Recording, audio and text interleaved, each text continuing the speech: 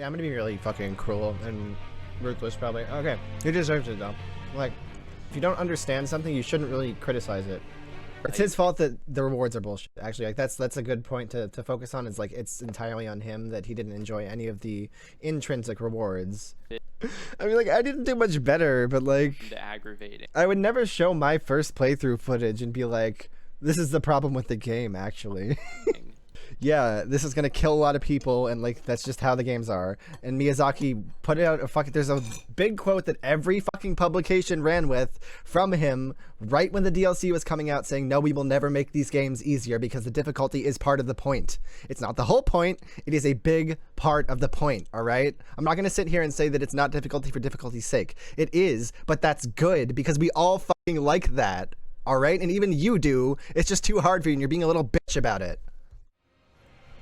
So, we're gonna watch the Feeble King video. I want to eat this first. For a different reason than I did before. Originally, so is that I would be less mean to him, but kind of thought about it, and I remembered what he actually considered to be too much. Like, when Lupine was talking about Joseph Anderson, he thought that was too mean. So it doesn't really matter. So I'm probably just gonna be as mean as I'm gonna be, and that's how it's gonna be. That was stupid, but that's what's gonna happen anyway. But before we get to that, while I'm eating, kind of just wanted to talk about the DLC and like how fucking good it was. So, what was everybody's favorite boss? First things first, because I'm a boss hound, a boss fiend. Mine was Rolana, I mentioned that earlier. I think Radius's was Radon. Right.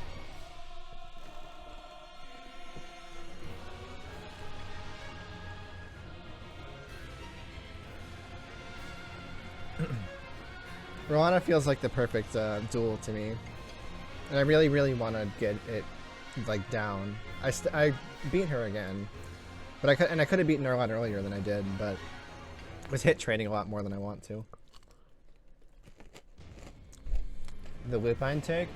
Oh, I've been watching a lot of his videos. He's based.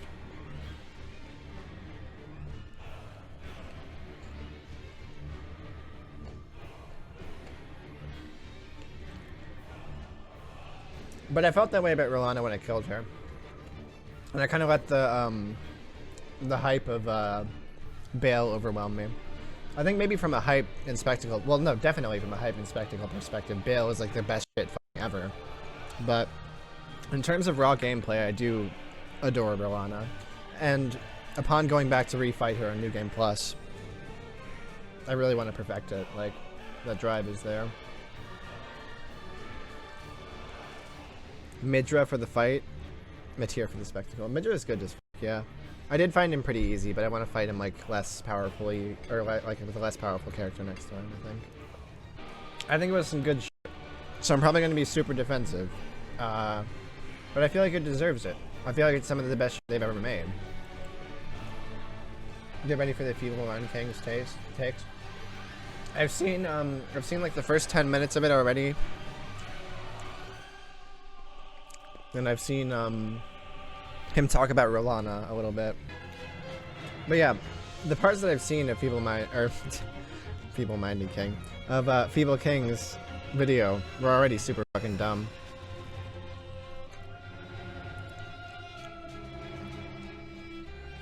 So I'm not. I have low expectations for the rest.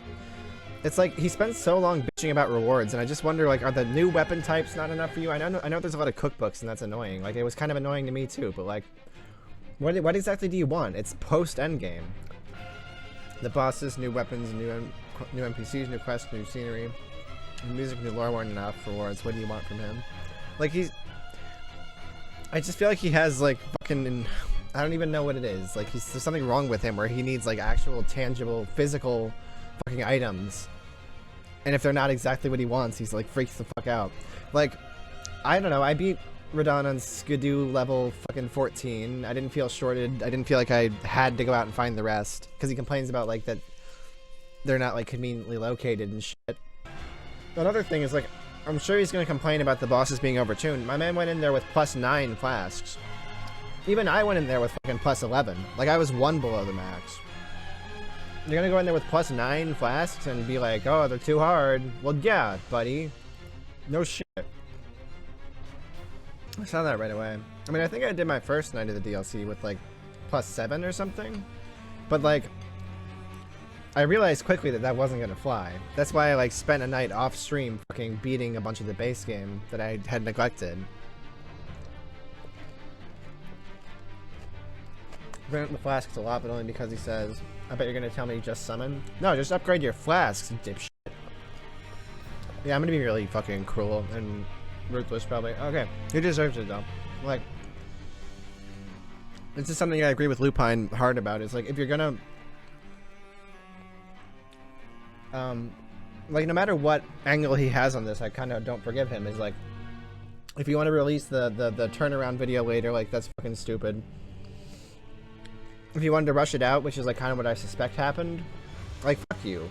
You don't. Okay, I'm sorry, I'm getting off course. The thing I agree with Lupine is if you don't understand something, you shouldn't really criticize it, ma'am.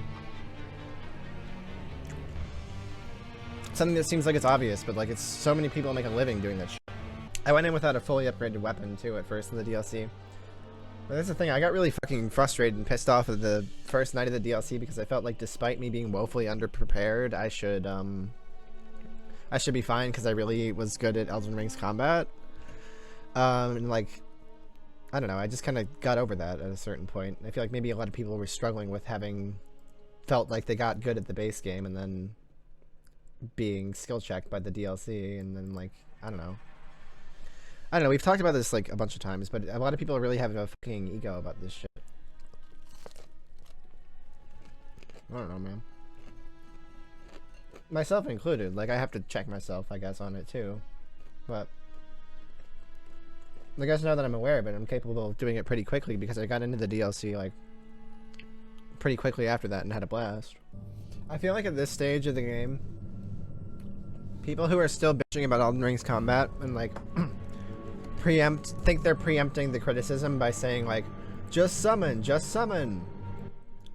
Like, so often that's not the fucking problem. Even with people who play pure melee, it's like, you could be jumping, you could be crouching, you could be fucking strafing, even.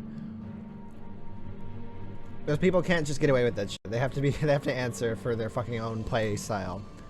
If you're doing all that shit and you're still not winning, then like, yeah, I don't know, maybe, I mean, I still want to say get good, but like, fuck. Those are challenge runner no, they're not. Jumping? Fuck. Oh, okay. Alright. I see, it was a funny haha.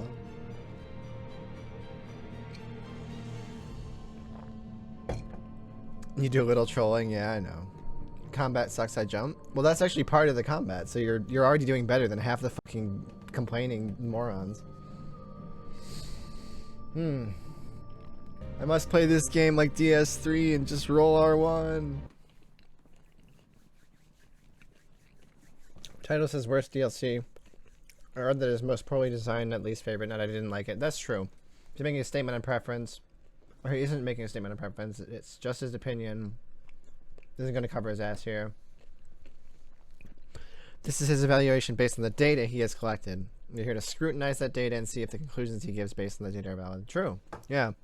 That's actually a good point, is that, yeah, he's really fucking going hard against this DLC. There's a lot of shit he says specifically that's going to piss me off, I think, because there's stuff that I'm familiar with that he says in this video, but I'm not going to preempt it. Why don't we just get to it? I'm here to be a hater. So, me too. Yeah, we all are about to shit on this shit. Disappointment and mediocrity from software. I don't know why I have to be so redundant when I talk. Okay, actually, the fact that he goes out of his way to praise FromSoft in this way at the beginning of the video really is going to trigger something later on that's going to really piss me off. We'll get there. In a games industry full of disappointment and mediocrity, From Software stands out as one of the last pillars of excellence. Like many others, I looked forward to Elden Ring's expansion more than any other new game release, because I knew that FromSoft couldn't let me down. I think you know what it is? You'll see. It's going to take a while, alright? Wrong. It gravely hurts me to admit this. This is Chekhov's gun. You can all see. Everybody take your bets. Place your bets right now. If you want to put it in chat, you can. If not, just hold it in your head. Shadow of the Erd Tree if you're familiar with the video. The worst Miyazaki-led Souls-like title to date. It takes every flaw present in Elden Ring's exploration and boss design. Is the volume good, by the way? Let me know if it is. I'm certain that a lot of the negative discourse surrounding Elden Ring's expansion will be centered around the overly difficult bosses. And while I agree that the bosses are overtuned and not fun to learn, I also think the difficulty discussion is overshadowing the DLC's biggest flaw. Immediately when I started playing Shadow Hacktuck has notes on this, so he's gonna probably be posting walls of text, but that's fine. I encourage that, as I always say. Not fun to learn, so we don't have it. They should be beatable on the first attempt situation. This shouldn't be an old head. Demon Souls, Dark Souls had better bosses because they were slow and clear enough to first try. It's fine that they need to be learned. Excuse me, and we learn through trial and error. It's just that they aren't fun. Noted. Now he just needs to define what fun means for everyone, and he's got this in the bag. Fart noise. Of the Erd Tree, I could feel that something was not right. Okay. Nice. Yeah. Good one. I feel like I'm gonna let him. I'm gonna immediate. Oh God, Hacktack. Oh holy shit. Holy fucking. Okay, you were. When you said it was about to get bitchy, you were talking about yourself. Oh my God, I'm gonna have to outdo you. You understand this now, right? Okay, right. Admitting it. You're forcing me to be even more fucking. This is Kendrick shit. Should I drop a beat? Hold up. Immediately, huh? Immediately felt that something was not right. We got a prophet over here. Certainly coming to a conclusion so soon. Your playthrough won't color the rest of it in a negative light. Nah, just a feeling. Okay. Yeah, no. I do hate this shit. And he does this all the time where he like refers to some consensus out there. And it's like, what are you fucking talking about? Nobody is hiding any sort of like disappointment or like greater sense of unease about like this being bad. Like, why is he doing this like clairvoyance bullshit? I was immediately hooked. Yet now in the DLC, I could not contain my boredom. Much to my dismay. Could not contain my boredom is a really fucking stupid thing to say. It doesn't make any sense. I realized that the worst. Sorry, I have to outdo your nitpicking. Right away at Hacktech, we're gonna like chill in a minute. It's the exploration. There are two types of rewards for exploration: intrinsic rewards that are inherently enjoyable, He's gonna define like this. a beautiful This is important. view or a fun boss, and extrinsic rewards like increasing character stats. Shadow of the Erd Tree has inconsistent intrinsic rewards and downright terrible extrinsic rewards. I guess this is as good a time as any, because he's gonna bitch about rewards for like minutes on end here. This is as good a time as any to just say this. I feel like he might be just like too gamer brained and that he needs literal actual rewards. I don't know. I mean, he doesn't find any of the bosses fun, which is like a problem in and of itself. But like, when we get to him explaining why, I'm just gonna blame him a bunch for that anyway. So it's his fault. To keep that in mind. One enemy type. It's his fault that the rewards are bullshit. Actually, like that's a good point to focus on. Is like it's entirely on him that he didn't enjoy any of the intrinsic rewards, or he says he enjoys the views. I got like that's as far as I got basically in the video before I checked out. But yeah, he doesn't enjoy the bosses. That's on him. He doesn't fight them right. We'll get into it later when he starts doing it. Boss at the end. Also, which is I'm sorry to keep pausing it, but which is crazy because he's the person who fucking taught me how to fight Elden Ring bosses right in the fucking first place. God damn it. The extrinsic rewards you would together. Pause constantly, please. All right. Extrinsic reward of runes to increase player. We're gonna be here forever. You understand this, right? I guess that's fine. Stats. Even if a cave was boring and had a reskinned boss, at least I leveled up. Like many players, I started. Okay. I'm already preempting it. I have to. Okay, I'm like barely paying attention. Let me refocus, and we're gonna actually listen to what he's fucking saying, even though it's dumb. The DLC around level 150, meaning that I had already hit almost all of the caps on my stats. Yeah, I was gonna get to that, Radius, okay? Alright? It highly diminished returns for increasing my levels. Furthermore, it was kind of a bummer just throwing away all my runes because I wanted to stay at level 150 and just use the Scadu tree fragments. Yeah, that sucked, dude, right? Fuck. I think I actually did do that, but like, you don't have to. You can level up if you feel like it. It's still good. It's still a good idea. It's not suddenly invalid just because Scadu tree fragments exist. Also, did he just do the thing? Highly diminished returns for increasing my. It was boring and had a reskinned boss. At least I leveled up. Like many players, I started the DLC around level 150, meaning that I had already hit almost all of the caps on my stats, and I would get highly diminished returns for increasing my levels. Furthermore, I had max healing, a fully You did. Dude, like the nerve. He says he has max like, did you even check? He doesn't even, he didn't, so he, before going into the DLC, he didn't intend, all the way to the end, he didn't even check that he had max healing, right? Because he fucking edited the first version of this video together, the final version of this video together, with +9. And then, like, upon watching it for, like, his final fucking review or some shit, noticed that it was... That's insane. Weapon I can't fucking believe this already. No, it's already happening. We're going nuclear already. Okay. Had also cool. Useless. FromSoft understood the problem of useless rewards, so they added 2 new items. Scadu tree fragments, which I believe are supposed to be called shadow tree fragments, and revered spirit ash. Shadow tree fragments increase all player stats. How the fuck does this guy call himself a... Okay, anyway, we'll wait until we get to the bosses. I'm sorry. Spirit Ash increases the strength of summons and your horse, meaning that revered Spirit Ash is largely... Oh wait, he's showing himself fighting the bosses though. Let's really scrutinize. Like, whenever he's fighting a boss on screen, we really have to pay attention to what he's doing. So now instead of every enemy... Well, at least the DLC boss. Why would From not give smithing stones for new weapons, by the way? Also, yeah, like... Yeah, there's so many fucking new weapons in the DLC. There's so many weapons you might consider switching to from the base game for certain bosses, because some people don't just fucking autistically stick to one thing the whole time. Not everybody plays the way that I do. I've come to accept this by now. Feeble King says that he accepts this, yet his criticism is entirely based on his narrow point of view of the DLC. Playing wrong... Okay, well, once again, we'll wait for the boss footage. Maybe I'm just sentimental, but I like using revered spirit ashes to make torrent stronger. Even oh, that makes torrent stronger? Yeah, wait, it did say that, didn't it? I never used one. Okay. Tons of upgrade items being important rewards for exploration. There's only 1 or 2 items in the entire game that are important, and for some inexplicable reason, they are not the rewards for completing dungeons. You get these items. Well, like, yeah, I mean, it's not all about that. The like, open world yeah, like exploration is a big part of the game. As Video Game Donkey said, it's Paper Mario Sticker Star all over again. Good one. Outside of Shadow Realm blessings, a few new... Still Video Game Donkey joke, but like I assume he actually said it funny because he like his voice is like half the reason he's funny. But you're not. I don't care what Donkey says either. Yeah, that's the better point. It's like, who gives a shit? What the fuck? I've never played that game. I've never watched that video. I don't know what context did he... Was it about Elden Ring? It doesn't seem like the kind of game Donkey would like. Why am I listening to him? Why am I listening to you? If you're gonna... I'm sorry. Okay. The placement and quantity of the Scadu tree fragments does seem odd to me. No extras like the golden seeds. That's true. Yeah, they should have extras. Like... That was the thing. Like, if I had wanted to increase my Scadu tree fragments at the end of the game when I was fighting Radon, like, I had no idea where to go to get them.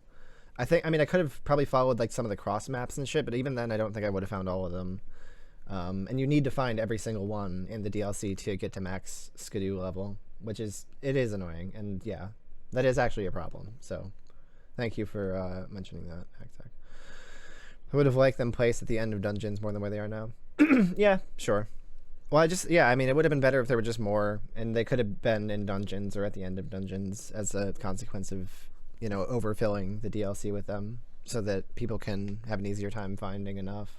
Talismans, and if you decide to build switch to a new weapon, all extrinsic rewards in the DLC are worthless. Now whenever I explore and see a purple item, I'm always thinking, please be the only important item in the game, and then I'm sorely disappointed when it's just another cookbook and I wasted my time. While playing the DLC, the same important question kept coming to my mind. Why is a game with mostly useless rewards open world? The whole point of the open world... You know, like, it's just... world genre is exploring... I feel like I want to speed up through his whole rewards section because, like, a huge part of intrinsic rewards for myself, and I know him, too, because he's of a similar mindset build-wise, is, like, the boss fights, which is an intrinsic reward. Like, the fights are an experience that are required to beat the game, some of them. So, like, you have so many notes, all right. Okay, I'm sorry.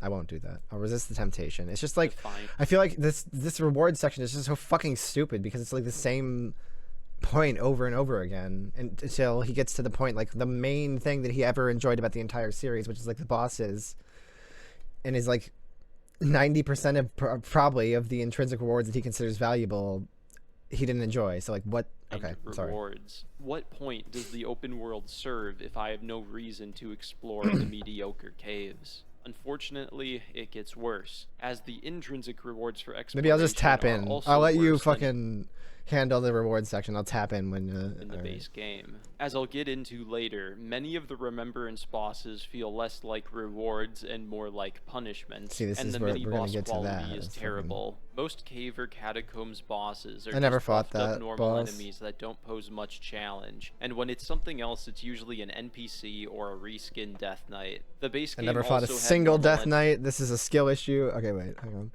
The part of exploration I enjoyed is finding the weapons and spells that I won't use and reading the lore to find out more about the world. Sure, the plethora of fuck,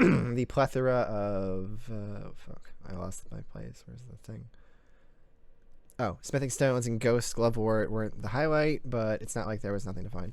I feel like I'm honestly glad that there's just a shitload of smithing stones of every level in the DLC. I'm so happy about that. I feel like the base game should have been that way, where like every other enemy drops a smithing stone. I don't mind it at all. I'm happy about it. Even just like selling them like is a good way to make enough money or like enough runes to do a bunch of shit. I feel like there weren't enough in the base game, honestly. I don't have any notes to share with the class. That's fine, Katie. This is yeah, no, it's fine. We're engaging in Discord right now. When I release this video on YouTube, I'll give that an echo. The word discourse, and I'll slow it down a little bit and make it sexy. Okay, anyway.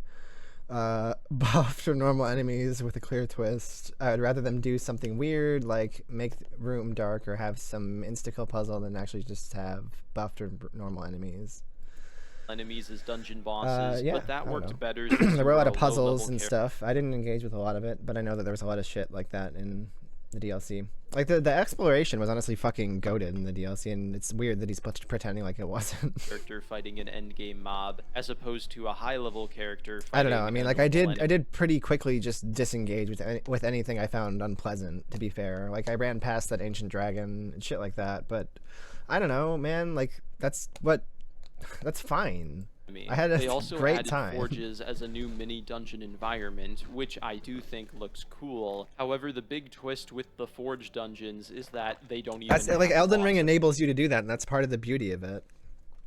at the end. Somebody else will insist that ancient dragon is the best fucking boss ever. All right, there's somebody out there who will. Similar to the base game, The forges were cool. mini-dungeons I've are now been to one in New Game Plus. I didn't find a single one on my first playthrough.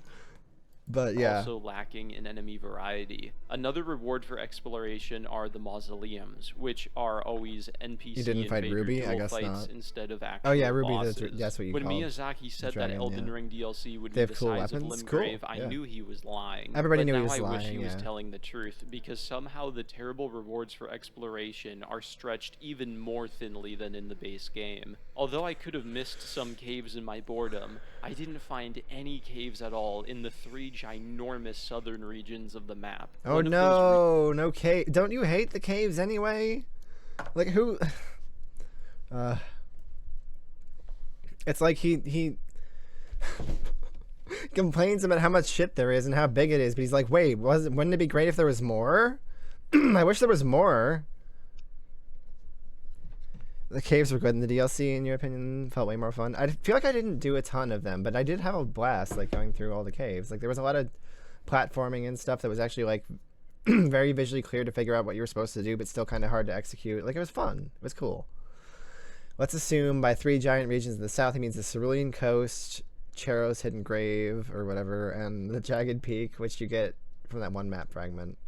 2 Furnace Golems, 2 Miklas Crosses, NPC Mausoleum, Armor Set and Weapons, Scadu Tree Fragment, Hippo, 2 other Scadu Tree Fragments, Finger Runes for Boss Fight Quest, 2 other NPC quest lines, Dragon Communion Altar, another NPC with lore tied to the base game, Putrescent Knight and Bale fight, Sensax, Ghost Flame Dragon, Deathrite Bird, Tibia Mariner, Demi-Human Queen fight, 2 Drake fights, 2 sorceries, 2 talismans, 1 incant, another armor set, another helm, etc. Oh, but remember, he doesn't like 90% of that, so it's invalid now. I don't care if he didn't like the dragons or the Deathrite Bird, that's fine. That's his opinion, but don't tell me there isn't anything there, like it's some objective statement. Phil. Ooh, shit! Pulling out the fucking deep cuts. I love that. Thank you so much. Philja was so annoying with that. God. I too never let go of my spite against chatters that have long since abandoned the chat. Woo! Alright. Regions being the abyss, where your horse is too scared to be I should make some more rideable. coffee, actually. Like, I don't know. I'm getting, like, super fucking hype. What is this lore? You want to explain it, Hack Tech? I'm gonna, like, run upstairs for, like, a minute and get this set up. And then it'll be ready in, like, 5 minutes, and I'll have to grab it. Okay.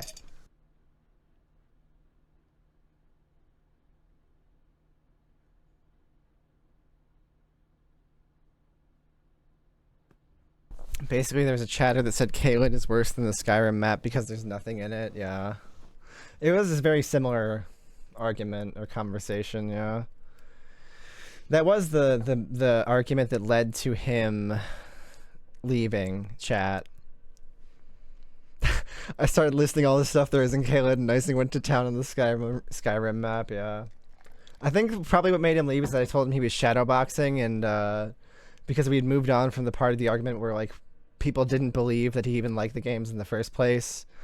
And then he was like, oh no, I love them. And then he was like fixated on that part and like fucking going like all ass mad about it, to be frank. And then like I told him he was shadowboxing. I think that's what pissed him off because he didn't say anything after that. And then I found out the next day that he'd unfollowed me. Anyway, yeah, fun times. He was with me for a while though, and he was kind of a cool guy. It's just like he also had this annoying habit of like every single message he sent in chat was littered with fucking ellipses, and that pisses me off because it's like fucking reminds me of like annoying ass fucking flighty high school girls. Whatever, it's fine.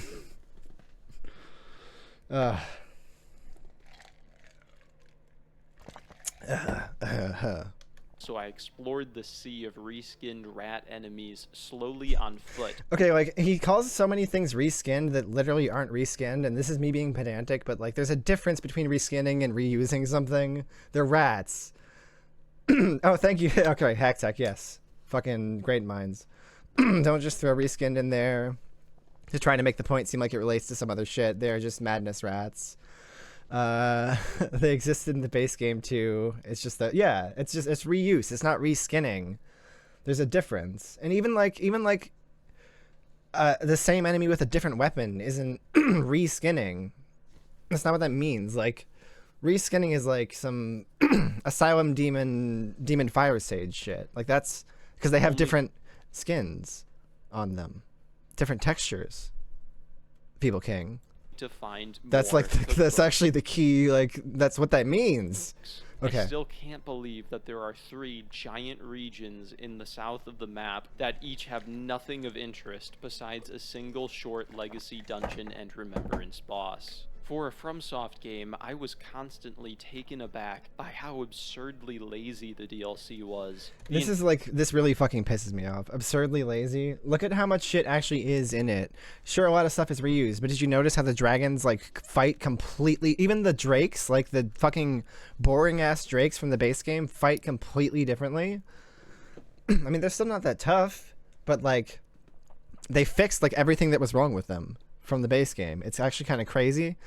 Like one of the things that really pissed me off about the base game dragons was that ground fire breath thing, and I thought that was just me being like a bitch about it and like not like being mad about the fact that I couldn't just keep hitting the dragon. But no, they added like a delay to it so you can see the breath coming and then the dragon flies back after the breath comes out now, and it's like a whole thing. They have more moves that they do in melee range so you can fight the head the whole time. It's great.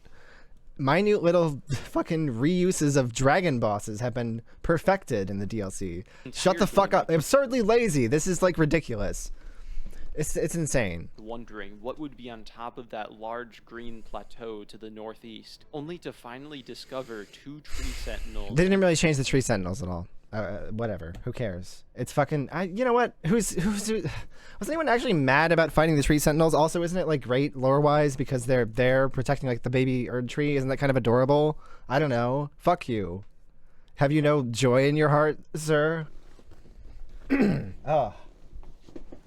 I just feel like every reused boss, pretty much, except for at least as far as I remember, the tree sentinels was like tweaked in some way that made them better, like any reused one.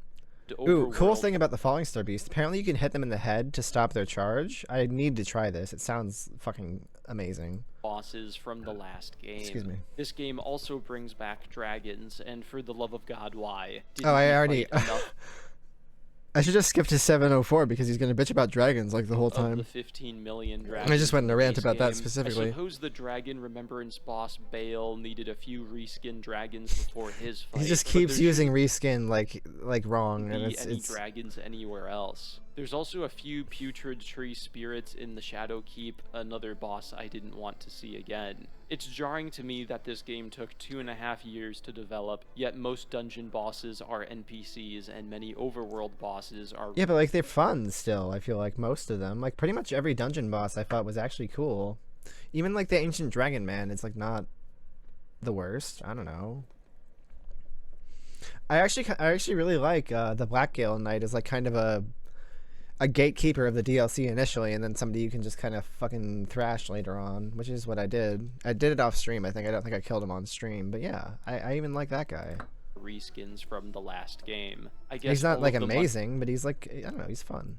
He went into the Remembrance bosses and the Shadow Keep, but they still felt the need to make the game way too big, so we ended up with this bloated mess. Another time I was taken aback by the game's laziness was when I completed the Stone Coffin Fissure Legacy dungeon and beat Putrescent Knight, only to be rewarded with a cookbook. Saint Trina is there. Is this what you're gonna bitch about too, Hacktech? Literally the whole fucking Saint Trina questline, the resolution of like the whole identity of Saint Trina, a remembrance, the boss fight itself, like just because again, just because you don't like something doesn't mean like, God, okay, there is like the objective lens to this where it's like everything he's saying is like, yeah, this is not a reward, not just for me but for anybody, because he wants to say it's the worst DLC yet. So like, first of all, yes, everything here, let's like assume everything here is neutral, like nothing is good or bad necessarily, like boss fight, loot, anything. It is all intended as rewards, right? So like, even if like Feeble King in his very narrow range of like experience, even if he doesn't like it, like it is all a reward still, an intrinsic reward, a lot of it, and an extrinsic reward. It's all still there.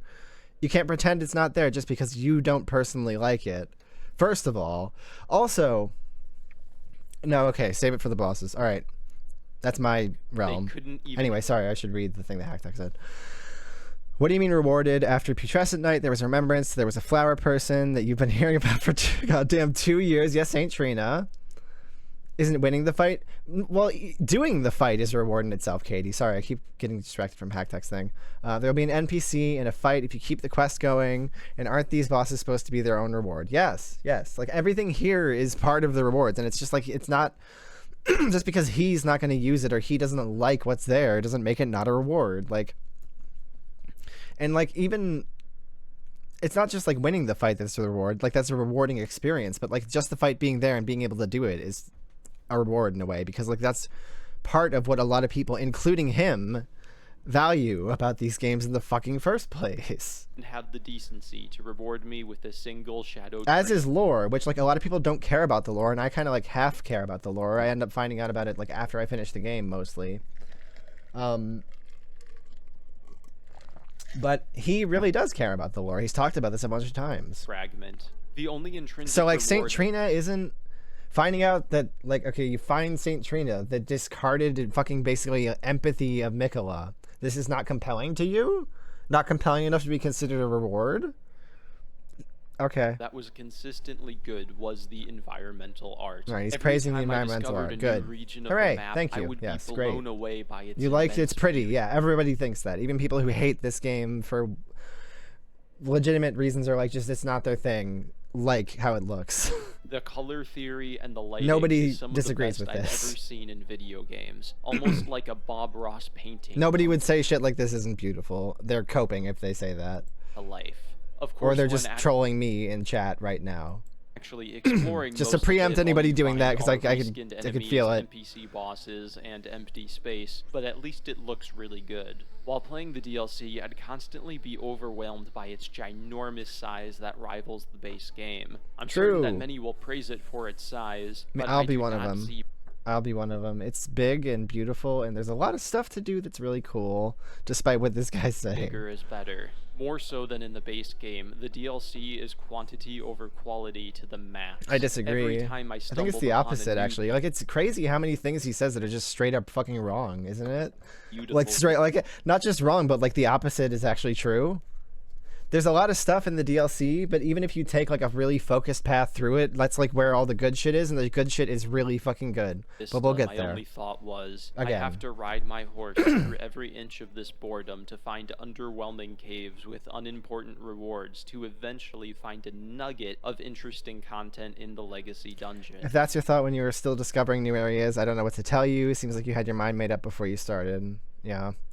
True. Intrinsically and extrinsically, open world exploration is Well, far he had a bad feeling as soon as he started the DLC, remember, of course, for no fucking reason. worse than in Elden Ring's base game. But everybody did. Remember, everybody did. And they just don't want to admit it, right?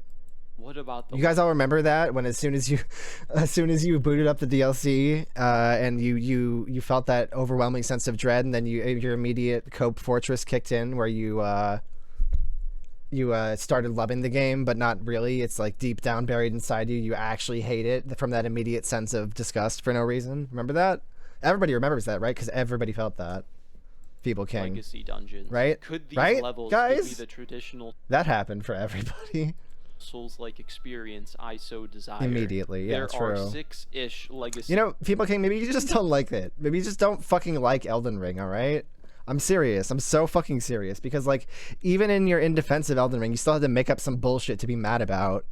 Like, that the game doesn't teach you well enough how to play it. Maybe you're just fucking stupid and you didn't learn well enough what the game was trying to teach you. Did you ever consider that?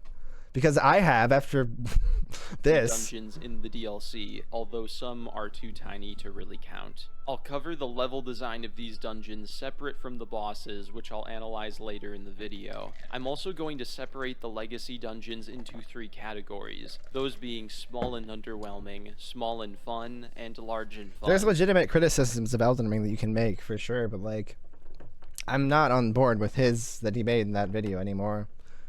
And this video isn't the only reason why. I just kind of think that he's wrong. Like, I've been back and fought Margit and Godric, and, like, they're both really good at teaching you specific lessons. Like, Godric wants to keep you at mid-range the whole time. If you keep running in close on him, he'll never fucking hit you. I can show you how to do it in, like, 5 minutes. It's really easy. Starting with the largest category, Godric is, like, the easiest fucking fight in Elden Ring. underwhelming. The easiest we major have the one, first legacy probably. dungeon, Bellurat. The enemy variety here is almost cave levels of bad with the same 2 ghost enemies everywhere, and the interconnectivity is by no means amazing. The second legacy dungeon, Castle Ensis, is worse, to the point that I don't really consider it a legacy dungeon. It's more like a fort with a really difficult boss. Stone So, Coffin like a small legacy dungeon. Got it. Fissure is the southern dungeon, and it's also pretty short and boring with the same rock turret enemies everywhere. Like, I mean, like, are we gonna pretend that every level in Dark Souls is, like, some huge fucking thing? I mean, like, a lot of them are in the original, and, like, but I don't know. I think having a mix-up in terms of the size of everything is actually good. Like, what if everything was fucking huge and massive? Wouldn't you hate that even more, you stupid piece of shit? Hey guys, while editing the video, I realized that the bigger issue with the small legacy dungeons is less that they have bad enemy variety, use too many enemies between each other and the open world. This so is they true. feel I did agree with him on repetitive. this. I think I was a little bit. Like, they could have had more enemy variety, but I feel like it would have been at the cost of, like, the enemies that were there being as good as they were. Because a lot of the movesets are really complex, and it's just like, I don't know. if you don't like that, again, it's fine, but like stop pretending like I feel like it is actually a quality over quantity thing. Like the DLC in a lot of ways is actually quality over quantity. And it's just like he didn't enjoy the thing, so he's going to say like, oh, they just threw a bunch of shit in there. But no, like a lot of stuff has been really fine-tuned and really fucking honed on providing a good experience. There are a lot of enemies that show up both across multiple legacy dungeons and in the open world. Sure, the two examples he showed, the golem birds and the blood fiends, have sleep variants in the fissure. But I can see how the overlap has its drawbacks. The fissure also has the laser beads, the putrescent blobs, the DS1 moveset skeletons. Ensis is an extra boss with the frog tongue. When you loop back in from the outside, but the direct path to the boss can be short. Also, to this point, the shadow people are just everywhere. Yeah, I don't know. I do agree with all of that. It's just like, I feel like stuff like that he's showing right now, like these guys are a ton of fun to fight. It feels like fighting a mini boss version of fucking Champion Gundyr. Like, how do you not like this? This was awesome. I mean, like, I get that they're the gatekeepers of a lot of shit, but like, you don't have to fight them. They're pretty easy to run past, actually. I did it with multiple versions of them. Even like the super versions leading up to Radahn, I did it with. So, I don't know. Stepping it up into the small and fun dungeons, we have one of my favorites, Midra's Maints. This manor has good enemy variety. Did he just pronounce both of those? Midra's Maints? Illusory walls behind paintings, and some solid interconnected level design. I love it when you start from the floor and scale the level to the rafters and then have to do jank platforming while looking down where you once were. It's also really cool how you can hear a man screaming while you complete the dungeon, piquing your interest. I wonder who that is. To go find out what's causing his pain. The game's final dungeon, near a limb, is also pretty small like the others, although I liked this one quite a lot. Level design wise, it's nowhere near as good as Midra's Maints, and I think a lot of he says mains. Come on, dude. Came from the fact that I like exploring a castle in the sky. There's only one legacy dungeon left to cover, and I saved the best for last. Yeah, it's great. Shadowkeep, which is Shadowkeep is fucking fantastic. I don't think anyone will disagree with that, except the people who like don't like that sort of thing, I guess. Yeah, I don't know. It leads fucking everywhere. It's cool. The only dungeon in the long and fun category. And this one is ginormous. It's like 2 or 3 legacy dungeons smashed into one. Yeah. The best way to explain it is that it's like if you took High Wall of Lothric, the Grand Archives, and New Londo Ruins, and smashed them all into one that's a pretty good way to put it. Then you'd get Shadowkeep. I particularly enjoyed traversing the Grand Archive section of the level, where you scale the inside and outside of a library tower in pursuit of the keep's lord. Another cool thing about Shadowkeep is that it connects to I gotta grab that cup of coffee that I made. Okay. Different plateaus that surround it at different elevations, meaning that you'll enter the Shadowkeep, explore a little, find a coffin that leads to another. I guess I should just speed up through things that I agree with, actually. That's probably the plateau. Then you'll explore that for 5+ hours before returning to the best level in the game, and this gameplay loop occurs several times. The only problem with this gameplay loop is that some of the plateaus, like the northeast and northwest green ones, are exceptionally boring with tons of reskinned enemies, empty space, and no caves. But I digress. Shadowkeep is the best part of the DLC by far. It's so good that I wish the overworld was shrunk down to a quarter of its size, and that the DLC... The northwest section is not boring or short. It's a legacy dungeon with torrent.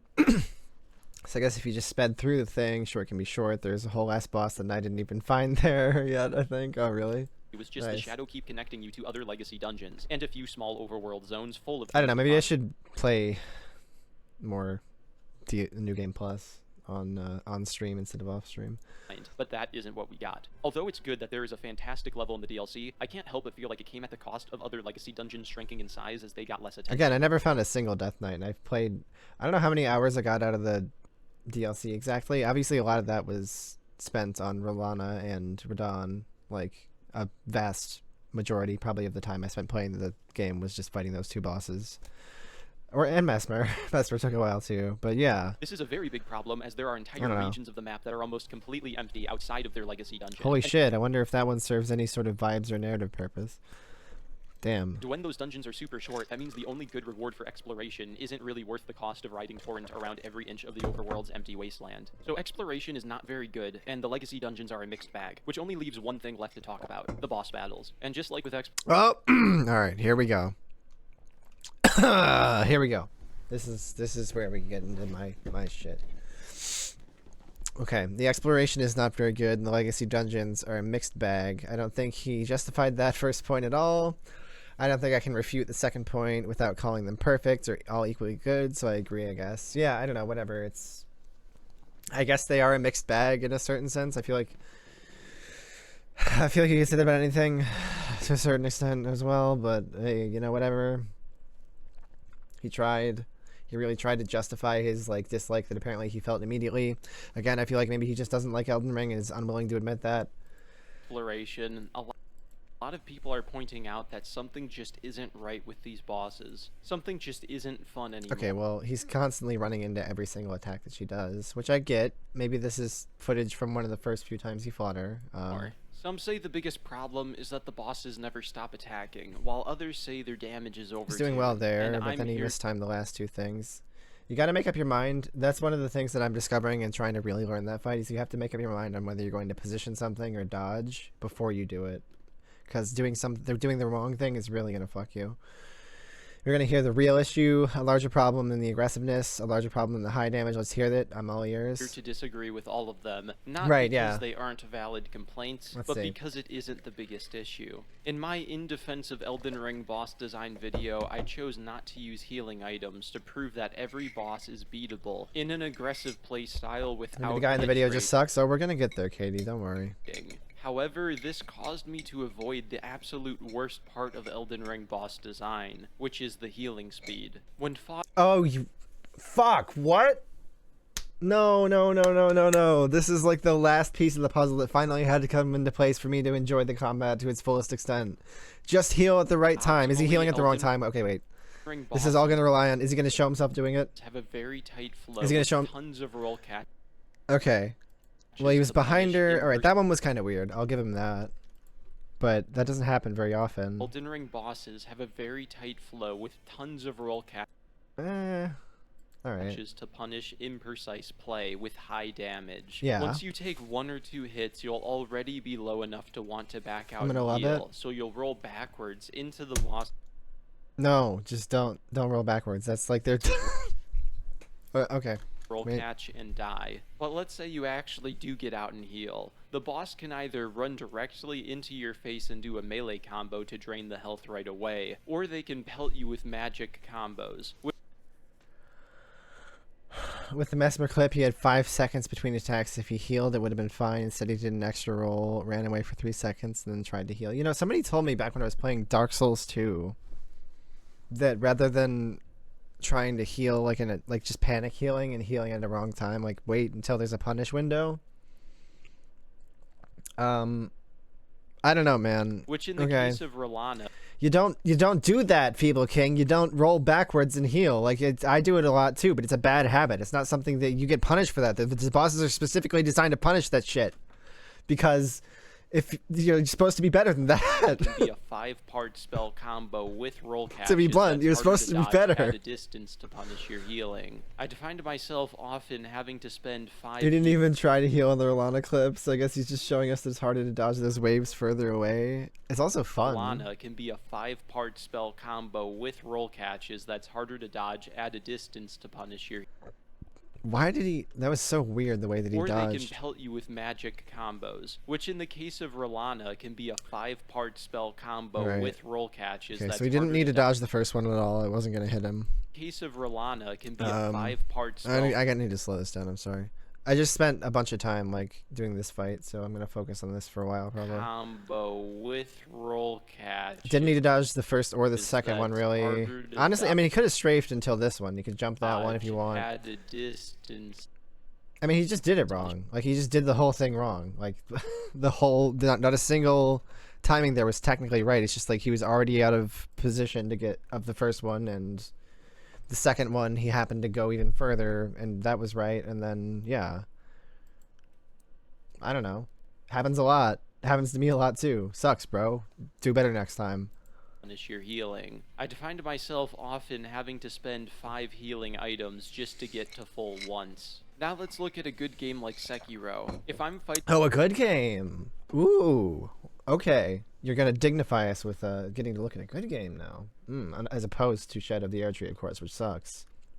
Objectively. I can't even tell if Bale started that attack before or after the heal animation started on the last one. Best case scenario, he healed from neutral. Worst case, I wasn't even looking, I'm gonna be honest. Can we look? Let's look again. To punish your healing. I find myself often having to spend— no, Bale was already doing it, but like it's hard to see. But like that's not really the point, right? Like you just don't fucking do that. I find myself often having— like it does feel cheap a lot of the time, but like it's every time you heal from neutral with a boss, it's because you're getting away with something. You're not doing it right. The bosses are supposed to kill you in that situation because it's supposed to be harder to heal than that. Having to spend 5 healing items just to get to full once. Now let's look at a good game like Sekiro. Like just straight up, I feel like most people don't understand it that bluntly. That like yes, you are supposed to have a harder time healing than before, because the game is supposed to be harder. Like people hear the game is supposed to be harder and they feel like it's just like, oh, it's going to be more difficult to dodge than ever before. I know Feeble King talks about positioning and stuff a lot and jumping and stuff, but like I guess he forgot. I don't know. Again, I didn't really have to do a ton of that to beat the DLC, really. But, like, we'll get there. We'll fucking get there. If I'm fighting that game's final boss, Ishin, I can heal at mid-range. You do not need to spend 5 flasks to get to full health unless he is saying he's burning them by getting hit. I can see in the clip it would have taken 3, and he's a +9, yeah. Prompts Ishin to attack. Right, yeah, no, it's not. I actually have max flasks now, and even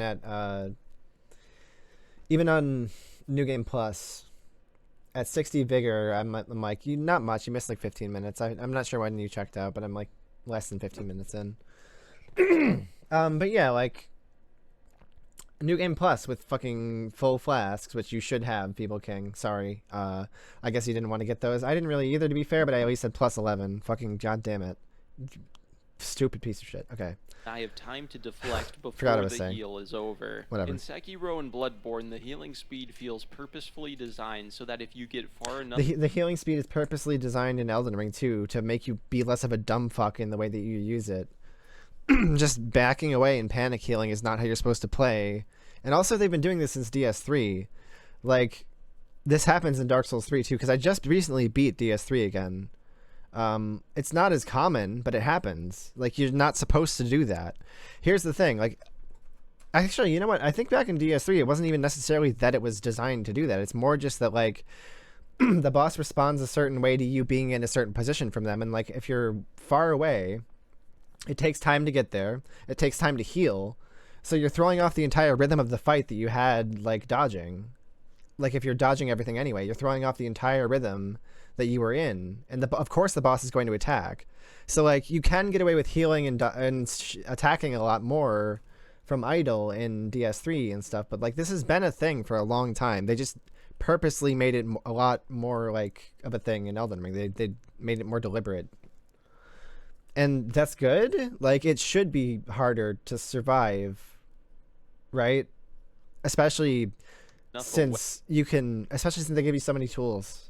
Aside from that, you'll have just enough time to heal and get back into the fight. While in Elden Ring, it feels purposefully designed that if I heal, there's always a chance the boss can hit me and I can't do anything about it. You can sometimes get away with waiting for another heal right in front of the boss from neutral. Good stuff. Yeah, I mean, just like don't do that, Feeble King. You should know by now that you can't do that.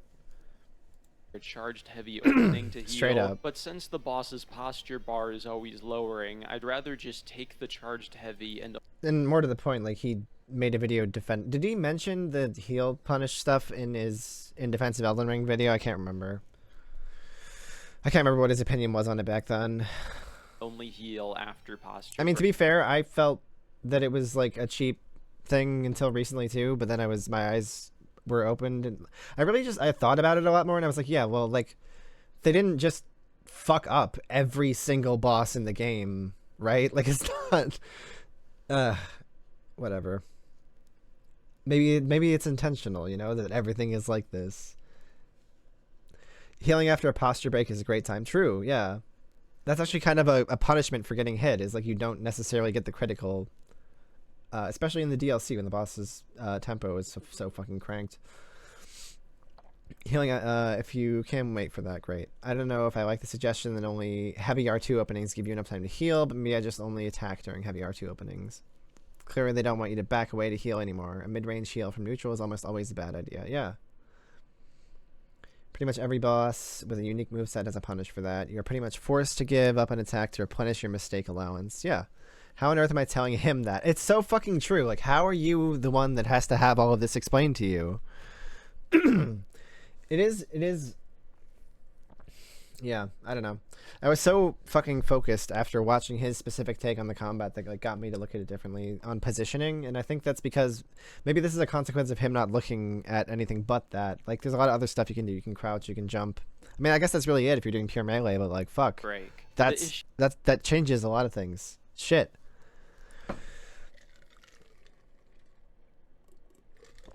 I thought we put this argument to bed when H-Bomber guy complained about getting hit when trying to heal doesn't feel good.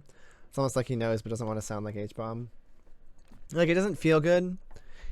And then the key part of that statement is even when it's your fault. Like, at this point, it's pretty much always your fault if you get hit while you're healing because you picked a bad time. I mean, there's still weird, glitchy, janky shit that happens. Don't get me wrong. I'm not saying the games are perfect. I'm never saying that. But the idea that, like, the healing speed is too slow. Do you really think they made such a massive fucking mistake like that? Really? I mean, I disagree with a lot of what H-Bomber guy said in his Dark Souls 2 video, but one thing that he said was that like the healing mechanic and the way that it interacts with everything in the game is fucking vital. And in the way the person who determines how that works is responsible for a lot more of the gameplay than the game designers are. Like, I think that might even be like a direct quote. That's very insightful. Like, that's true. The healing mechanic is fucking integral. You really think they fucked it up? Like, just the baseline fucking mechanic of the game? Really? They need to make it faster. You can still Raptor's Vow through melee attacks as melee only. One thing I complained about was the animation for empty flask got me a few times. That is annoying. I will grant you that. The empty flask thing is kind of annoying. And I do kind of dislike the animation buffering, or like the fact that you can like cue a dodge while you're getting hit. And it can go off and get you like insta-killed. That is really fucking annoying. And I kind of would prefer they do away with that, but maybe that's part of their fucking design philosophy as well. So it might just be something to get used to. I mean, like, they've been doing it since DS1, so whatever. Anyway. Healing isn't just a problem with some bosses, it's every Remembrance boss. I genuinely believe that if healing speed was increased... It's almost as if like he didn't double chug on Meteor there, he wouldn't have got...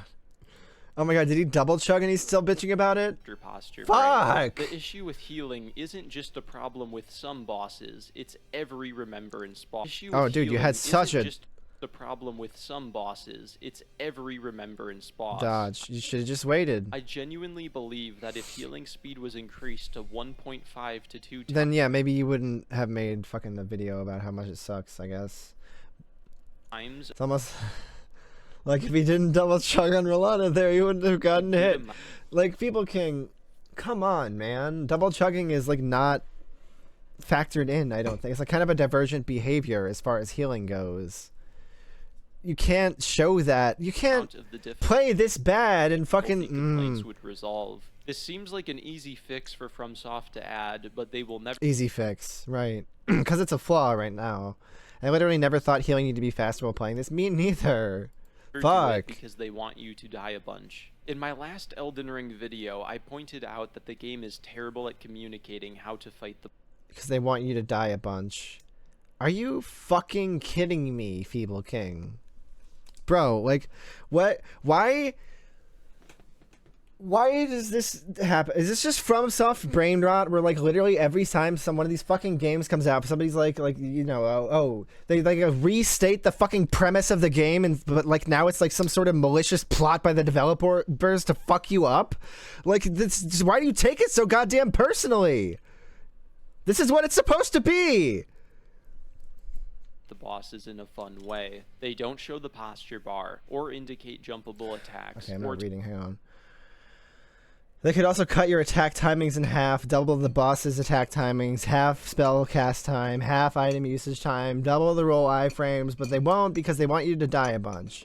Oh, did I say want you to die a bunch? I meant balance the timings in relation to each other. But they do want you to die a bunch. Like, that's part of it. Do you feel entitled to not dying a bunch? Is that what this is really about, Feeble King? Teach them. Why is it like a fucking like some sort of thing they're doing to you when that's like the basis of the game series that you fucking love? You fucking retard. Okay. Player positioning openings with a teaching boss. I thought this was because it was too hard to teach the player game mechanics in an open world where they can go anywhere. But after the DLC, I realized that I was an overly optimistic idiot. Oh my god, I'm gonna have a stroke. I'm screaming. Sorry. First, try every boss that... Oh god, wait, what happened? Yeah. Such a bizarre point. This game has a tutorial. DS1 didn't, DS2 didn't, DS3 didn't, Bloodborne didn't. Oh, first try every boss and make a great FromSoft game. True, they do not teach you many of the higher level tactics in game. All of those I picked up from watching people better than me, like, I don't know, this guy. Is there a conversation to be had about whether that is relying on the community to finish your game or community building? Sure. And yes, do I mean higher level tactics? This guy is not the average player. Nysing is not the average player. Well, thank you for saying that about me at this point. Yeah, sorry, Katie. I know I'm screaming. You might want to leave, unironically, for now. They had a fucking pre-release event saying, because it's not going to get any better over the next however long this video is going to last. They had a fucking pre-release event saying go in at 150 with maxed flasks, and Nysing was still at 130 and 90% flasks. Say less. And the fun way is not Feeble King's favorite way. Seriously, replay that part and replace fun way with my favorite way. Wait, which part? I'm sorry. Fucking, I'm lost at this point. There's like a million different things happening right now. See how deflated that point is? We are a minority that thinks the first run should be a challenge run because we want to maximize a particular aspect of the game. Yes. Yeah. Not only that, I mean, like, this game is so fucking fun from that perspective, too. Like, did they say go in at 150? I went in at 157 since all my characters are PvP character. I'm not sure if they specifically said it, but I definitely heard that, like, leading up to it, that 150 was, like, it was, like, the demo version that people got to play when they were showcasing the game had a bunch of 150 characters. So that's what people got that from, I think. I didn't expect to, like, actually get, like, this, like, actually mad. Maybe it's because it feels like betrayal. Because literally, like, Hacktech has been saying it too. Like, Feeble King literally fucking taught me how to enjoy Elden Ring combat in the fucking first place. But that's okay. The student has become the master. Listen to me, Feeble King.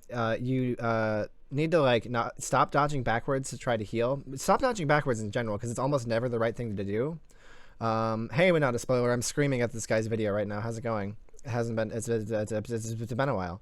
Also stroking out, so that's why I'm talking like shit. Okay, anyway, moving on. Sorry. Positioning openings with a teaching boss. I thought this was because it was too hard to teach the player game mechanics in an open world where they can go anywhere. But after the DLC, I realized that I was an overly optimistic idiot. The reason why these bosses don't communicate anything to the player is good dodges there. Oh, you jump attack. Because nice. they don't want the why would you do it from idle though? Like, why not jump something that she's doing? Vast majority of.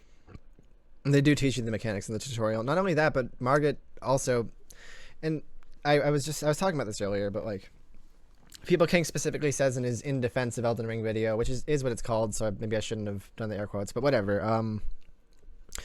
He says that, like, Margaret doesn't do a good job of teaching you the game mechanics or even, like, the higher level ones. I feel like it does. I feel like he does a great job of it, actually. It's very easy to poise break him. He has a lot of stuff you can jump or just position out of. It's like, if you want to learn how to fight a boss in Elden Ring and you, like, do it from a melee only kind of efficient or, like, optimized perspective, like, it's actually kind of perfect. But whatever, that's fine. I guess he didn't get it. Players to which learn. You know, maybe if I had realized that back when I watched that video, I would have I would have seen this video coming. How to fight the bosses But in a fun way. Take an example like Bale. He has an instant damage roar knockdown into lightning spam that he combos with melee attacks after. A challenge runner might notice the tiniest visual cue, like with how he slightly brings his head forward before... I mean, like, do we have to do the frame thing again? That also does like 0 damage. You have so much time to get... The roar knocks you down. I think it literally does 0 damage. If it doesn't, it's like one of those, like, it does like 10% of your health. And then you have like a while to get out of the thing afterwards. And how is he gonna notice the tiny? Is he gonna dodge spam instead of just strafing it? He is, isn't he? Visual cue, like with how he slightly brings his head forward before doing the roar. But that cue is purposefully hidden. Oh, he got away. Wait. Slightly brings his head forward before doing the roar. But that cue I bet when he talks about Bale specifically, though, he's gonna do exactly that, and I'm gonna get mad about it. Hidden because the developers don't want you to figure out how to dodge the damage. They want you to get hit and then spam roll the lightning. And yes. Yes, they're designing attacks that are tricky to respond to. They factor typical player response into the attacks because they're trying to trip you up. Why is it bad now? Because you couldn't figure it out? Then die to a maybe, I don't know. Is this another ego thing? Holy shit, crazy. The hardest game you've ever played. I can't fucking believe While this is Feeble King. I realized that the main tell for Bale's roar isn't head movement, but his right foot moving forward slightly. I mean, sure, whatever. Which is difficult. It's still like the smallest fucking deal in the world. Battle. I would not have noticed. Hey, you know, like if you... Here's another thing. If you notice that a move is designed to bait out and punish a specific response, then you don't fucking do that. You do something else, Feeble King. Like, that's... Okay. Without reviewing my footage. That's actually on you, bro. Make the video. This will be especially hard to see if the camera... This video is such a self-report. FromSoft has completely lost the plot. It's no, you have. About making a fun game for the majority. Oh god. Or they added that tell for players that want to fight the boss with such a thin margin for success that a leg movement is critical. That's surely not me on my first playthrough. I just tanked that shit and ran away from the lightning. I think the way I fight bosses is by figuring them out 40 to 60%. That gets me a win without shield or summons. Or over leveling too much. After I get the win, I'll watch Gino, Aggie, Nysing, and others, which reveal a lot more of the tricks. Well, thank you for... I'm nowhere near as good as those other people, but thank you. It's not even about researching speedrunners. He just said he learned something watching back his own fights. Getting a look... Yeah, that is another great thing to do. Like, and maybe streamers and people who make content about the games have this specific advantage, or we definitely do, is we can look at our own fights and see things that we're doing wrong. Because, like... Watching yourself play the game is actually much more different than actually playing it than you realize. Like, you can think you're doing something perfectly as you're playing it, and then watch it back and be like, oh wow, I really fucked up the timing there, actually. Yeah. I don't know what figuring out the other 50% of my own in-fight is like. Maybe it's more frustrating than the DLC. I mean... I don't know. It's always frustrating, and you just have to deal with that. It's always part of the process to get pissed off at it at a certain point. Like, it always has been for me, at least. But, like, I don't know. I just kind of accept that. Like, doing anything difficult is going to be frustrating if you struggle with it for long enough. But, like, you have to push through that. Like, that's... I don't know. Did he forget? Yes. I guess. Okay. Whatever. Getting a look at the bosses without playing is super helpful. I don't know. Yeah, okay, sorry. This guy makes it sound like even discovering the first half was unenjoyable, and that wasn't my experience. Yeah, no, I don't know. Watch myself fight Radon. Yeah, it's good to watch yourself fight the bosses, however you can. Like, PlayStation 5s have built-in like recording stuff that you can do. That's a good idea to do if you're struggling a lot with a boss. Like, record like as much as you can of yourself doing it, and then watch what you're doing. I don't know. Of players, that is also hard. It's about hiding the intended way to play behind obscurity, so that you either need to die hundreds. I think Xboxes have something similar. There's a lot of free software. Even just like the base version of Streamlabs will fucking do that for you. Whatever you want to use. Through trial and error, learning the boss, or the intended way to... I literally wasn't even listening again. I'm sorry. I need to pay more attention to the video instead of getting fucking lost in like one specific sentence he says. intended way to play, that's a bold assumption there. I think we have a couple more years before the internet is finished arguing about which way is intended. I gave up on that shit because I realized it doesn't fucking matter anyway. But I think, if you're starting off talking about the intended way to play, it's fucking stupid. Like, there's no one way to do that, as evidenced by the fucking, like, billion different ways there are to play Elden Ring in the first place. I don't know that, like, every single attack that you can... Here's another thing, like, here's a good example of maybe the point that I want to make, and maybe you can extrapolate from here that it's actually about a lot of things. Like, one of Joseph Anderson's criticisms that I agreed with back when I watched his video was that the attacks that are jumpable should have a jump indicator, or like some sort of identification like they do in Sekiro. I disagree with that now, because I think that you should just like try different things that you think might work anyway. Like, you should be in a mindset where you're experimenting, even if you're playing from an all melee perspective. Like, experimenting could just be jumping and crouching. Like, you should be doing that shit. You shouldn't need an indicator to say, hey, maybe try this. You should just try it, because you're stuck anyway. Like, how much worse is it going to get if you're wrong, right? I don't know.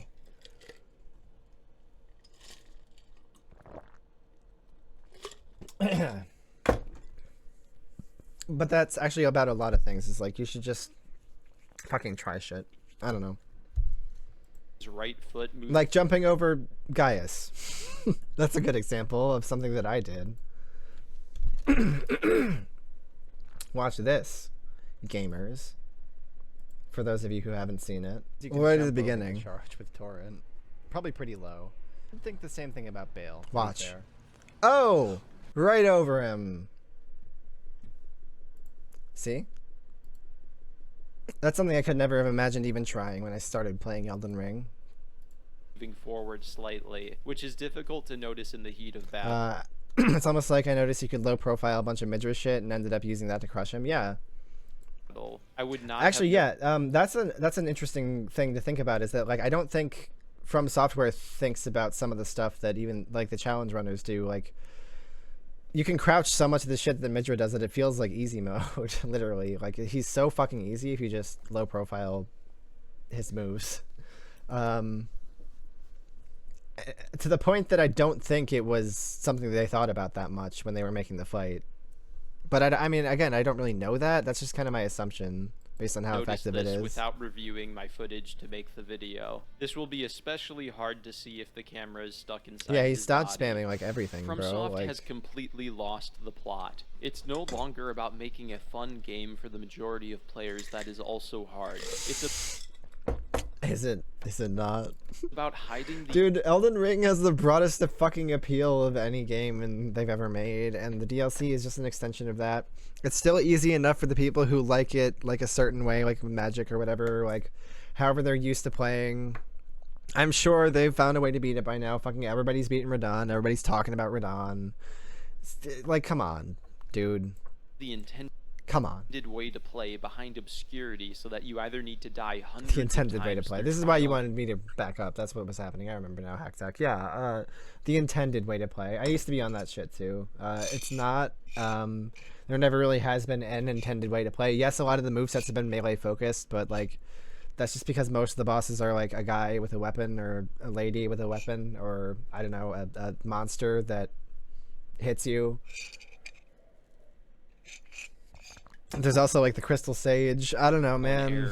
Whatever. Or you have to research challenge runner footage to learn the boss. For those of us who want to overcome the boss without die hundreds of times through trial and error. We're starting to get into old head territory 100 times for what? Just to beat it. I may have hit 100 on Radon, but I'm pretty confident he was the outlier hundreds of times for mastery. To no hit, it's SL1 or without Scadu tree fragments, sure. But to beat them, surely not. And even if that was the case, that's not new. I just watched someone top 100 attempts on Melania not long ago, and I only noticed because they counted. Just watched someone fight Great Owl for quite a while. Yeah.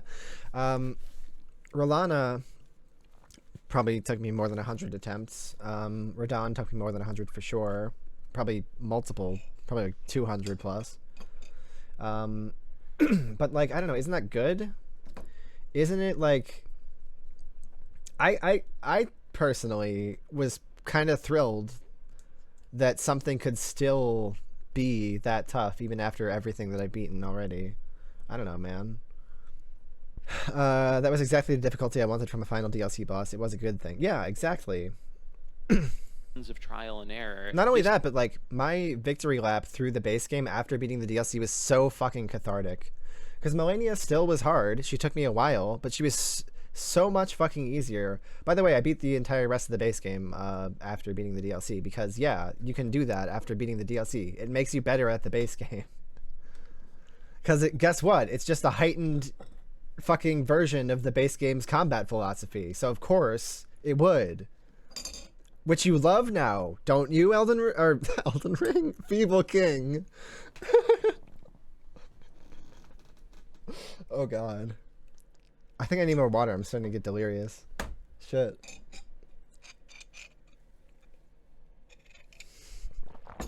Copying other people's strategies. Look, fucker. Sorry you didn't think to jump the rocks, and I got the idea from spectating while I took a break. I don't know what kind of restrictions he put on himself. No spectating others, no Scadu tree fragments on level cap. Or a healing cap. So yeah, with enough restrictions, maybe it's just going to take you more than 100 tries, especially in a first playthrough. SL1 is going to take me over 100 attempts, so now I ask, what's your build? And he says, it's fine. And now I have to say, well then get good. And oh look, we found the end of the conversation and both parties are mad. True. Don't just throw trial and error in there like it is some kind of point. How else are you supposed to learn the bosses if you're not getting information from others? Your only other options are God-given talent or trial and error. Surely he isn't upset the former isn't working. Yeah, he is. That's the thing. Well, I guess it's not even God-given talent. He feels like he's earned like a certain level of success, or almost, in this DLC by beating all of the previous content, which like I get, but you should have been dispelled of that notion pretty fucking quick, man. It took me fighting the Black Gale Knight for that to happen. But yeah, I don't know, man. That sense of entitlement, like these games are supposed to be good at dispelling you of that. What happened to Feeble King? I guess he was too dumb to get the point. I don't know. Because aside from like literally aside from fucking Radahn's cross slash, as far as like boss fights, the stuff that he and I both care the most about, like there's nothing that you can really say is like unfair or like too much, or I don't know, man. It's whatever. He's a Souls vet. Has he earned an easy game? Well, no, he's earned being good enough for it to be easy for him. Also, we get Radahn, Mesmer, Bale, Rolana, Midra, and one DLC. They've lost the plot. Didn't realize lost the plot was to create 5 of the greatest bosses in the series. Yeah, I don't know. I loved pretty much every boss that was a major boss. Even like Gaius. People didn't like Gaius, I know. This makes the learning process I thought it was cool. Putrescent Knight was awesome. Pair this with insane tracking to punish positioning openings, high damage, slow healing speed, and 1.5 million.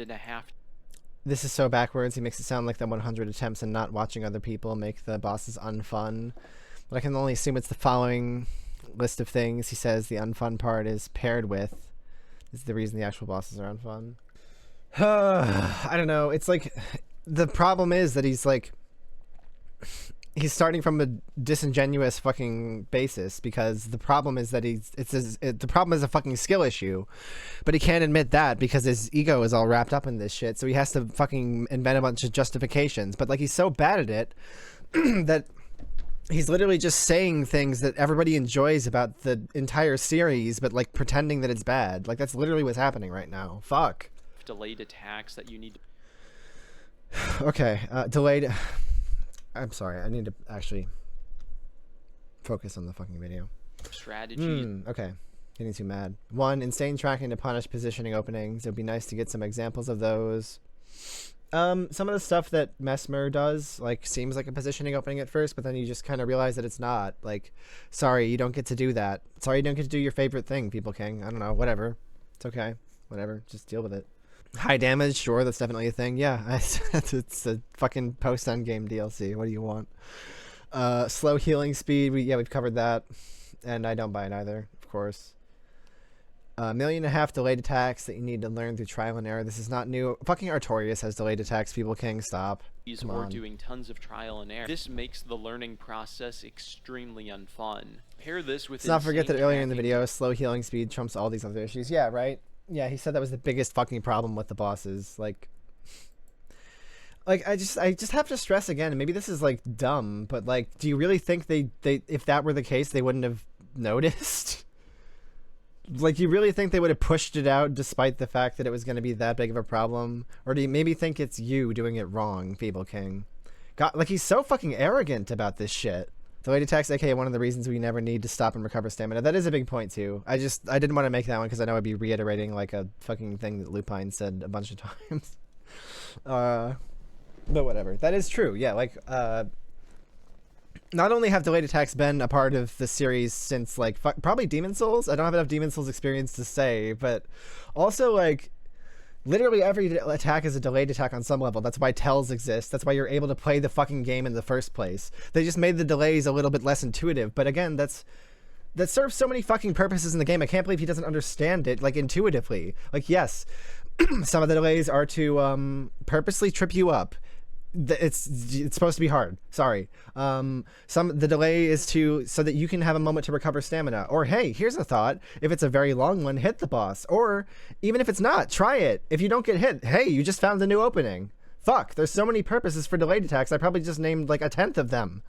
I think 3 bosses in Demon Souls have them, but I don't know if you played the game. I played a little bit. I don't know. I played up to the Flame Worker, but punish positioning openings, high damage, slow healing speed, and 1.5 million delayed attacks that you need to learn through trial and error. Suck it up. Bosses are simply not fun to Pussy. learn at all. I need at least faster healing speed and probably a Shadows Die Twice revival mechanic. Are you to make fucking kidding me? Holy shit.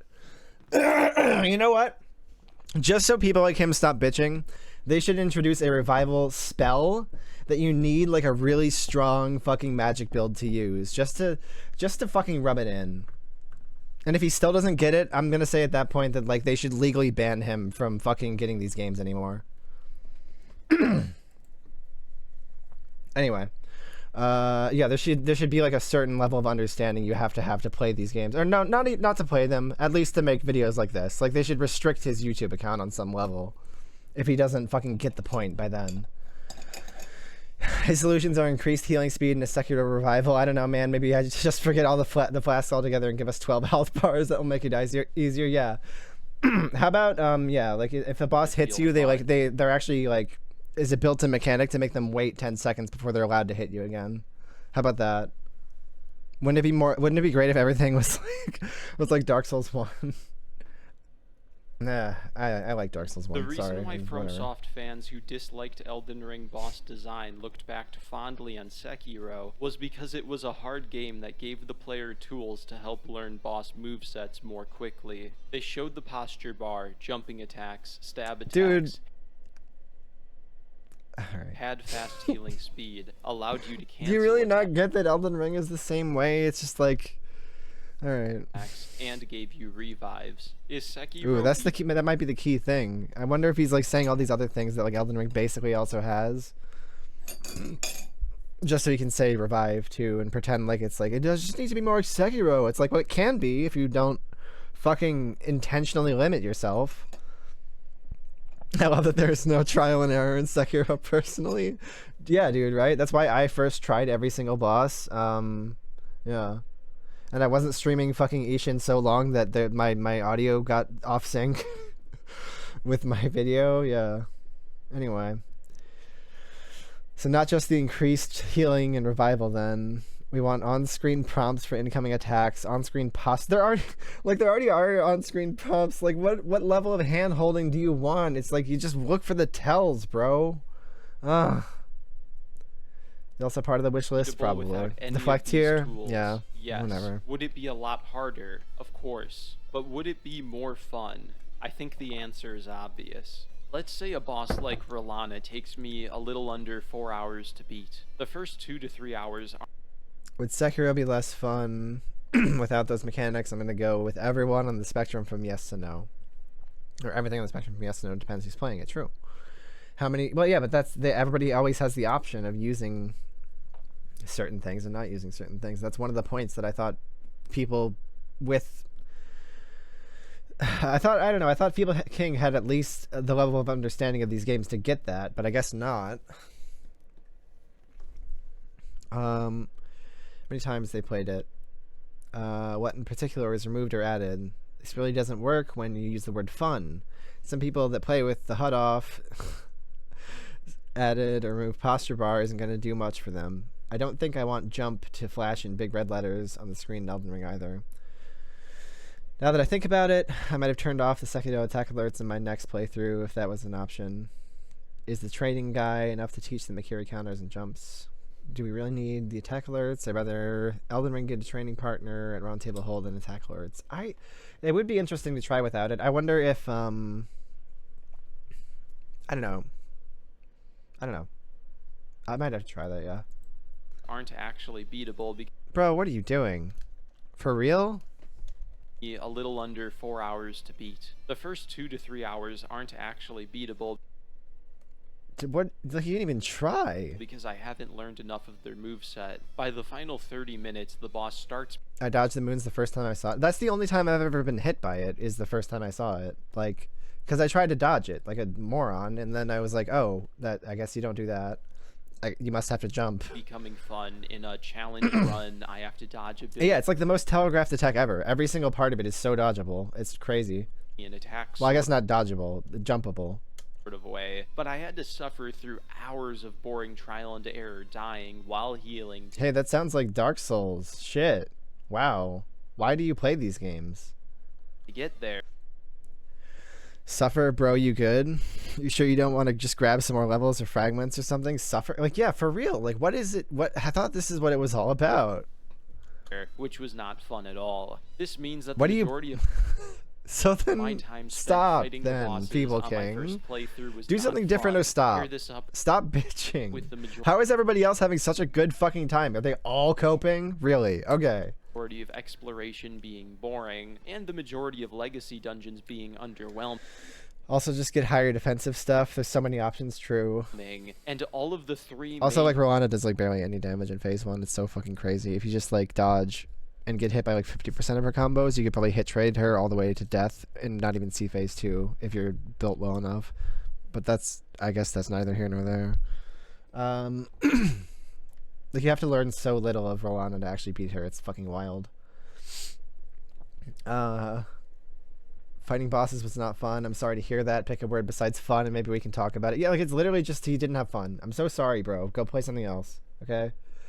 I can't believe this shit. elements I play Souls games for are not very good in the DLC. I feel like I'm seeing an almost cult-like response from some FromSoft fans against the difficulty criticism. Yeah, They'll no, say this is things like the "You're shield that everybody likes to fucking throw up, is that it's a cult. Like, again, Elden Ring has the biggest fucking audience ever. What kind of numbers did the DLC do? Like, what kind of numbers is it still doing? Is there like some big drop off or some shit? You're complaining that the game's I don't know how to engage with not fun, boring, underwhelming, didn't like it. Yeah, known it's not. for being hard or Yeah. hard. Stop complaining, get good. I think this sentiment is so absurdly stupid You on may have a point if you didn't like show yourself playing like shit in this fucking video. so dude. many levels. Already, and we haven't even gotten to the specific boss analyses yet, and I'm sure I'm gonna have a fucking field day with that. Firstly, hard doesn't and has never equated to good game design. Mario The Lost Levels is much harder 133k concurrent peak past 24 hours. Hard doesn't equal good, no argument here, but I need examples of the unfairness or imbalance. True. All you've given me is clips of you getting hit trying to double chug from mid-range neutral. I think people are enjoying it. Yeah, seems fucking like it. harder than the original. You know what's gonna happen? There's gonna be like some sort of fucking turnaround video. I'm convinced of this. He's gonna Mario. drop Yet it. the first Mark my Mario words. is 3 to 6 months from now, Feeble King is gonna put out the I was so wrong about the DLC. Now that all the other challenge runners put out their videos and the critiques, I guess I was looking at it wrong the whole time. But you still shouldn't have been mean about it. Feeble King, you're a scrub. Fuck you. definitely the better game. For That's by the way, that's the level of criticism he considers to be too much. majority of Go watch players. Lupine sometime. It's so fucking mild.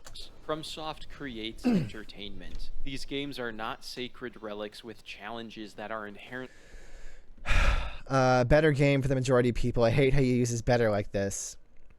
How about the majority players who have more fun playing the original? I don't know if that's true. I don't know why that might not be true. Is this example suggesting that hard equals bad? I don't know. He's gonna get into good hard for the sake of because being hard in a second. it's I'm gonna technically have a lot possible to say to do about that every too, boss probably. hitless if you look up a guide or spend an obscene amount of hours doing trial and error deaths. You know, you don't have to like it, man. You don't have to force yourself to play through this shit. Agreed, however, proving that a boss can be done hitless is better evidence than you presented thus far. It's uncanny to me Yeah. how cult-like this community can be. I think it's rooted in the fact that FromSoft made a reputation for designing hard games that weren't actually hard. Dark Souls 1 isn't hard, it's just... Man,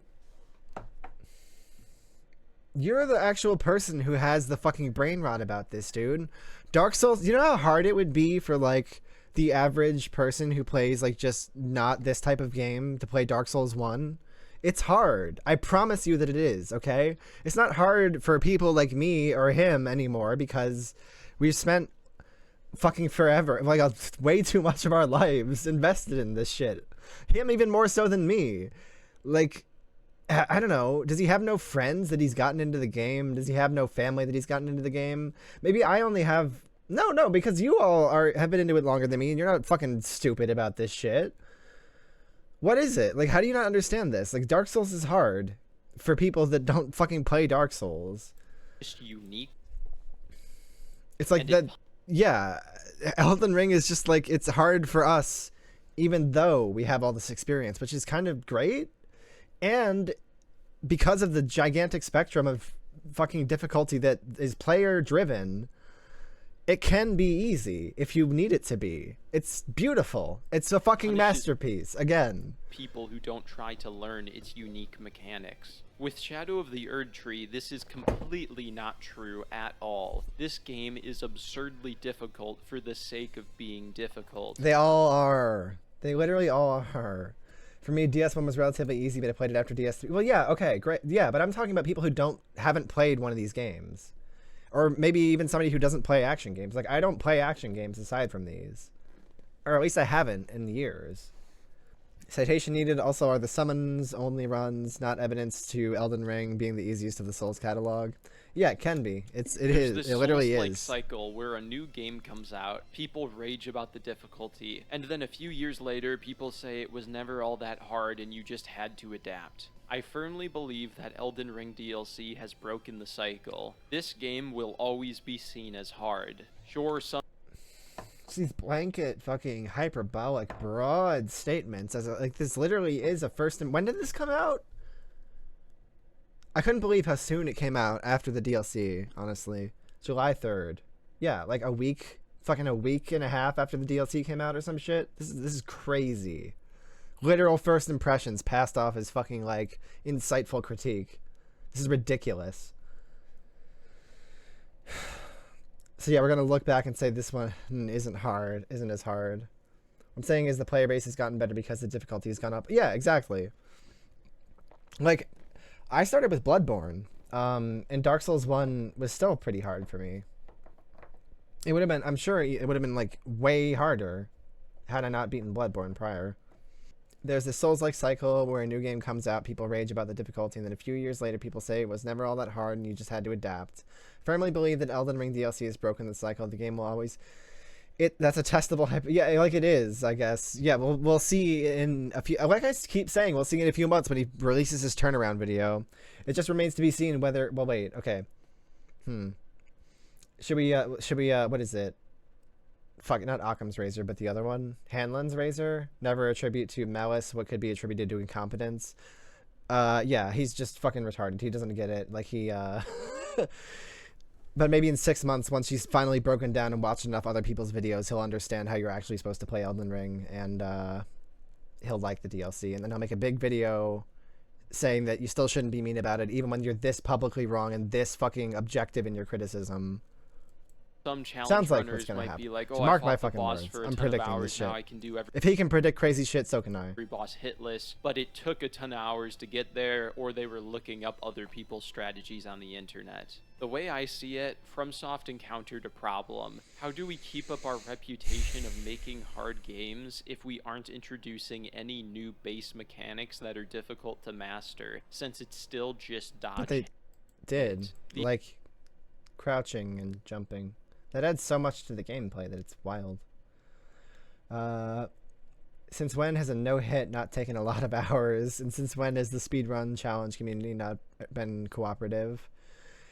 They have skips in tech named after people in the community. For fuck's sake, this is true. Still just dodge hit. Is it as complex as Sekiro? No. But to suggest there are no base mechanics introduced in Elden Ring seems incorrect. Yeah, no. I mean, like, no. Looking up other people's strategy online, the game has built-in co-op community resources are intended part of the game, yeah. Like, the story that everybody knows about Miyazaki is literally the inspiration for summoning. Like, that thing about him getting help from people in the fucking blizzard or whatever the hell with his car. Like, and it's like everybody knows that story, but they don't fucking get it for some reason. Like, yeah, maybe it's not designed to play it in exactly the way that you want to play it, but like, if you're gonna insist on doing it anyway, you kind of have to check your ego, because like, yeah, maybe the game isn't optimized for you to be doing what you're doing, so it's gonna feel bad sometimes. It's gonna require you to do things that you find tedious or annoying or like at first glance impossible even. But yeah, I don't know, that's just kind of how it is. It's kind of how it's always been, actually, and it's just like now it's harder than ever, but that's good. Whatever. The answer is quadruple the damage, double the boss health bars, and hide the intended openings and ways to avoid attacks underneath several layers of trial and error and obscurity. If 4 times the damage, show me. Also show me how it scales against the Scadu tree blessings. I want math. True.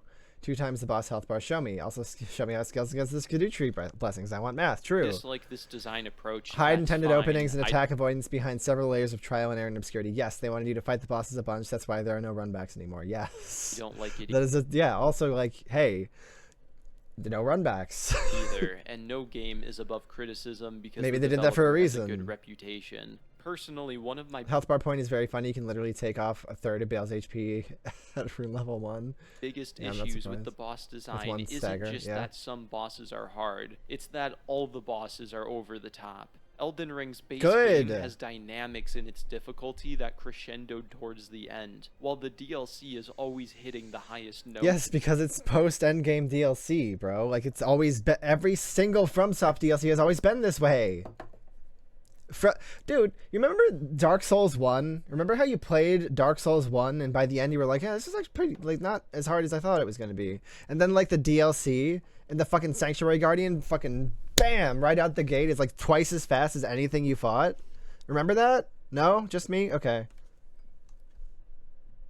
And then you fight Manus. Yeah, Manus as the fucking last boss of the DLC too. Literally straining the limits of what that game is even capable of. Okay. True, that's why I'm here. To discuss game design like a nerd, but I need evidence with my criticism. What am I supposed to do with not fun, boring, and underwhelming? Like, this is just literally such bullshit, this entire video.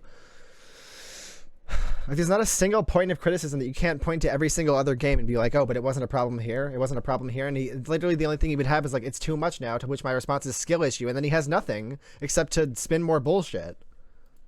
And I don't find that fun. I find it tiring. Whenever I find a new boss, it doesn't feel rewarding. It feels like a punishment. Time to get hit a few times, try to heal, and skill issue. I'm certain a counter argument to my criticisms is that I should just You could, bro, for real. Like, just stop for a while. I took a huge fucking break from fighting Radahn for the normal reasons, because, you know, I'm a depressive fuck, but whatever. Also because, like, I couldn't fucking take it anymore after a certain point. And then I came back and killed him, because, like, it's just, like, sometimes you gotta do what you gotta do. Or just stop entirely, because, honestly, I think you playing these games is, like, doing a detriment to the series as a whole, because you're convincing people not to play them with stupid fucking slapdash criticism like this. But, whatever.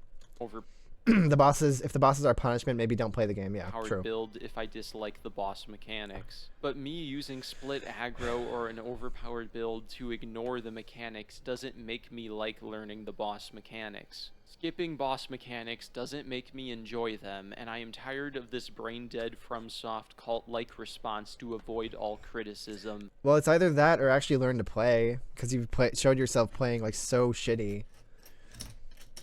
I don't know, man. It's like you do one or the other. By the way, I'm not great. He's probably better at the game than I am. And if he like fucking got off his fucking high horse about it and like got over himself a little bit, he could probably do really well. Just trying some new stuff, like jumping more things, crouching more things. Especially since he's the one who convinced me to do that. It's very strange that I'm the one who has to say it to him. I am better than him based off mentality on, too. That's true. I'm so tired. What will? Is the revive going to make you like it? If that's the case, maybe you just need more health, damage negations to stay in the fight longer. I don't want to hear about the faster heals. Just stop slightly backing away to double chug, yeah. And to act like their game has no flaws because you can skip some parts of it if you don't like it. Part of the reason I find it so annoying to argue with FromSoft fans is because they always start every conversation. Notice how he says they. Or are you done now? Like Joseph Anderson? Oh, you're so edgy, bro. You're so edgy. You're so edgy in how you hedge every criticism in a minute. Perspective that every complaint is your fault in some way. I swear to God, part of the video, I don't remember whether or not it was him or Democracy, but I swear to God, when I was watching the Rolana part or something before, he says, like, maybe I just haven't optimized the bosses yet. And if it was him and that's in this video, I'm gonna fucking freak out. Because the absolute fucking nerve to say something like that when he shows himself flopping around in every single fight like a goddamn invalid. Oh, I'm gonna lose it? Okay. Miyazaki Sorry. games. Don't tell me whether or not he does. I want to see for myself. Don't try to say I'm in a cult because I haven't found you evidence compelling yet. Or your evidence compelling yet. You're always going to be skipping some parts of the game. Spirit Ashes, NPC summons, shields, spells, consumables. These are all game mechanics and you and I are skipping. Of course there are flaws, but you have to point them out. Don't just say learning is unfun now and say I'm part of a cult if I disagree. Show me things. Show me an altered camera on Lion's Dance. Show me poor grab hit. But that's a good idea. Actually, yeah. A good thing. I mean, like, I think the camera on the Lion Dancer kind of sucks too. I just don't care as much, I guess, because the fight is still fun as fuck. And also, like, if you don't let it back you into a corner, it's not as bad. So just don't do that. Show me poor grab hitboxes. Yeah, I mean, like, also that's always been a problem. Just, like, whatever. You can argue it shouldn't still be a problem, and I'll agree with you, but, like, you can't say this is worse because of that than anything else.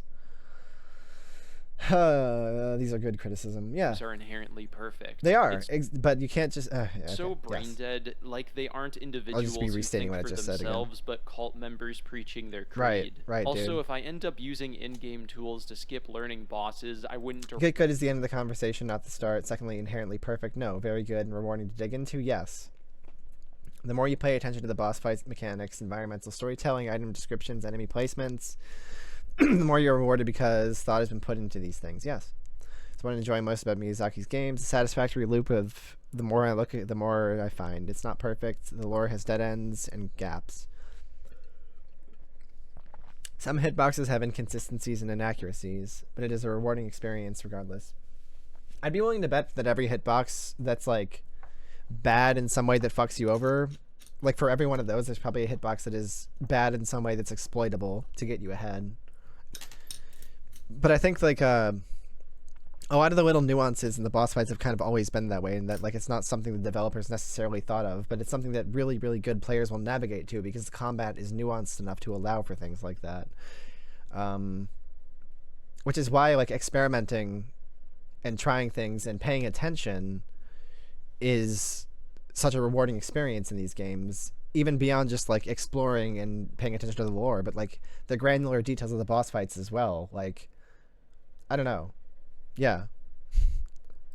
Derive any positive or negative emotions from the bosses, and the only reason to play the game would be exploration, and I find the exploration of this DLC to be extremely underwhelming and barren, Cool story, so it bro. would not improve my experience. Before moving on, I should specify that I don't hate all the bosses once mastered, That's except good. the ones with terrible cameras. Did you but I master really them? dislike learning all Oh, you hate Vale. Okay, bro. the boss movesets, Fuck. and they made my first playthrough very much not fun. I'm now going to analyze all the Here we bosses go. This is. I think I might need to make another cup of coffee. I'm, like, running out of steam. I think because I've been yelling too long, my voice might go away. I don't even know. Shit. Okay. So you've set restrictions to make the game more fun. Fantastic. If you don't have fun, show me why. Were your restrictions misguided? I don't want to be stronger, and it took too many attempts. Seem to be directly related. Yeah. There are options that won't drastically alter the gameplay: flask upgrades, Scadu fragments, levels, changing your damage type to fire or holy or magic. These do not alter the way you interact with the boss moveset. This is why Get Good comes up so often. If you refuse to change anything, the only option is to play better. Yeah. Wonder about my power level constantly in my playthrough. Here with 2 Scadu blessings per remembrance rule that I pulled out of my ass. And just hoped I found the bosses in an increasing difficulty order. That's a clear downside of the open world that we could discuss. Yeah, that's true. The game, that's one of the biggest things, is like the game has a lot of like flaws. Despite, and I'm going to maintain that it's a masterpiece. I do feel that way. No one is probably ever going to move me off of that. I think both the base game and the DLC are masterpieces, but there are a lot of flaws with it that we could talk about, but instead people want to bitch about like shit that is like entirely driven by them thinking they're thinking they're entitled to success, like I said before. In Dark Souls, the Silent Demon is going to be easier than Taurus, which is going to be easier. The Gargoyles, which is easier than Nysing and Smo. It's possible for Bale to be your first boss encounter in the DLC, but then Dark Souls and DS3 are criticized for their linearity. True. I hit Bale way too early, and that did frustrate me a little bit, but I got over it. Came back when I was appropriately strong. Yeah, I don't know. I don't fucking know. It just seems like I'd be bitching a lot about the same shit. Individually that have moves I consider over the top. It's worth noting that this video represents my experience of fighting the bosses without looking up hitless challenge run videos, and it's very likely that I have not fully optimized. What are you doing, dude? Are you fucking kidding me? Hitless challenge run videos, and it's very. Oh wait, he just said it, didn't he? Like fighting the bosses without looking up hitless challenge run videos, and it's very likely that I have not fully optimized all of the boss move sets and You don't say, Feeble King. Dude, you're playing like shit. We haven't even gotten the specific analysis here, but like your biggest complaint about all the boss fights in the DLC was rooted in you making a fundamental mistake, which is rolling backwards and healing. You're not supposed to do that. Like, if your biggest complaint about all the fights is that, to the point that you think they need to make healing faster, dude, you are so fucking lost. No shit, you haven't optimized it. How is this you saying that? I learned literally every move except the cross slash from Radon by myself. I'm not a challenge. Yeah, me too. I haven't optimized shit, but like it's doable at least.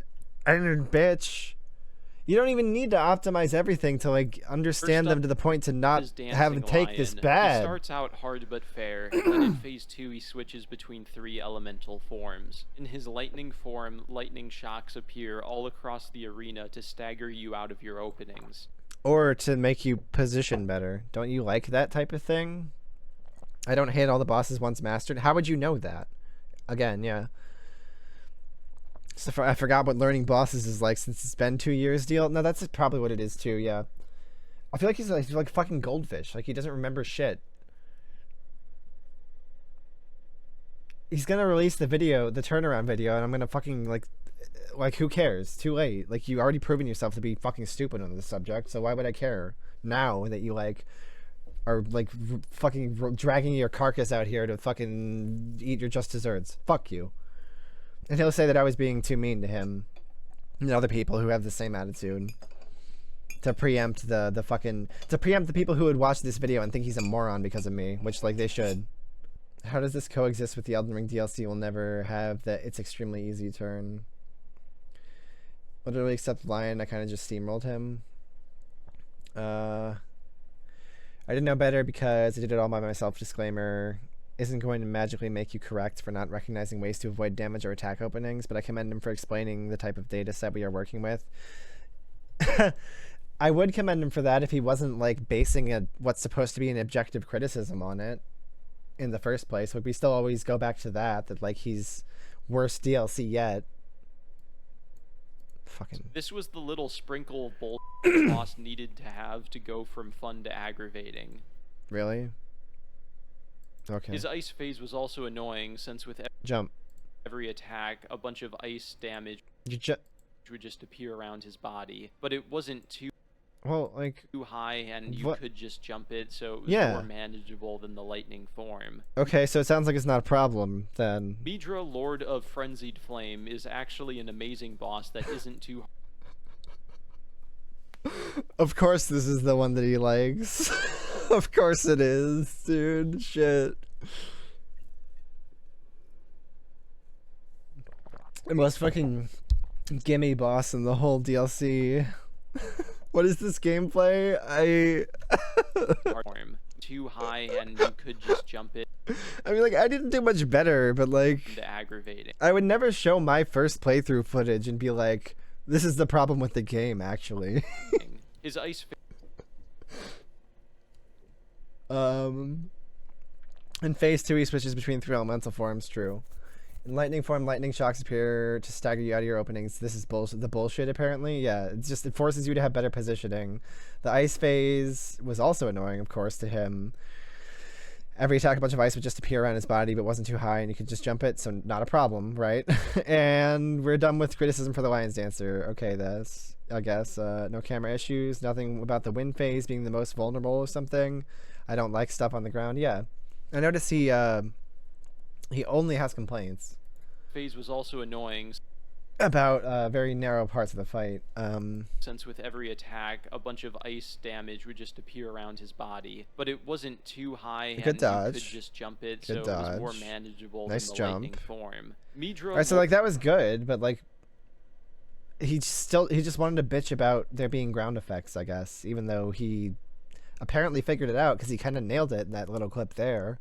Lord of Frenzied Flame is actually an amazing boss that Weird. isn't too hard to figure out. Like you were saying, yeah, I guess he just wanted to bitch about there being positional elements, which is like seemed to be his kink in his in defense of video. I love her design Curious and thing, graceful that. attack rhythm, and her openings are easy to find. The only I don't know, it's like it's when people make a criticism video like this, it's almost like they'll just stretch to make anything fit.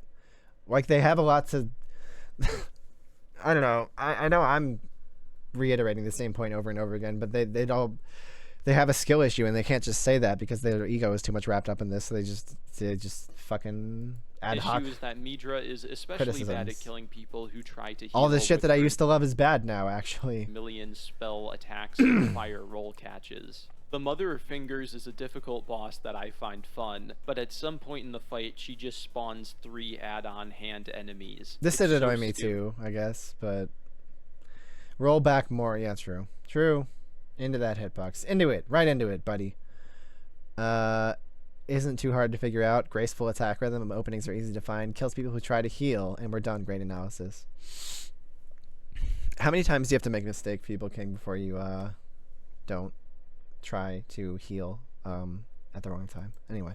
You know what would make Elden Ring great? If Godric had a few soldiers of Godric, or if we threw in a Knight of Bro, it's one boss. You can one-shot the hands. It's not that big of a deal. It did annoy me too, but it's really not that big of a deal. Mesmer into Mesmer's boss arena. Is he even going to complain about the laser attack? This isn't a slow Dark Souls 2 boss, it's Elden Ring, and we don't need add-ons in the boss arena. Also in Phase 2, Well, I don't think it's an issue, really. I just think it annoyed me at the time. the Mother of Fingers will sometimes spam spell attacks like Elden Beast, which is also annoying. Commander Guy What are you doing?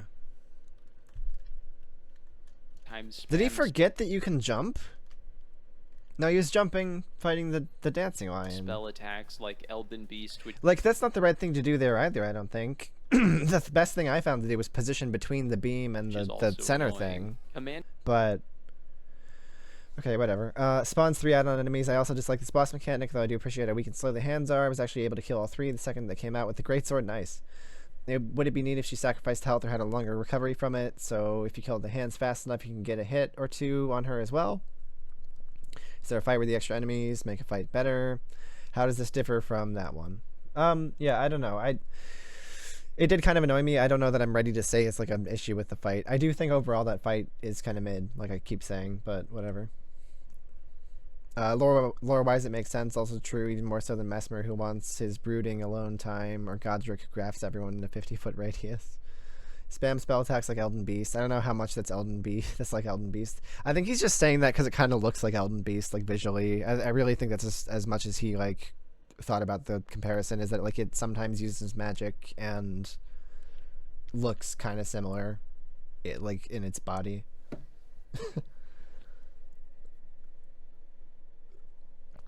And its movement, I guess. I mean, like, it does remind me of Elden Beast, but not... Elden Beast sucks a lot more.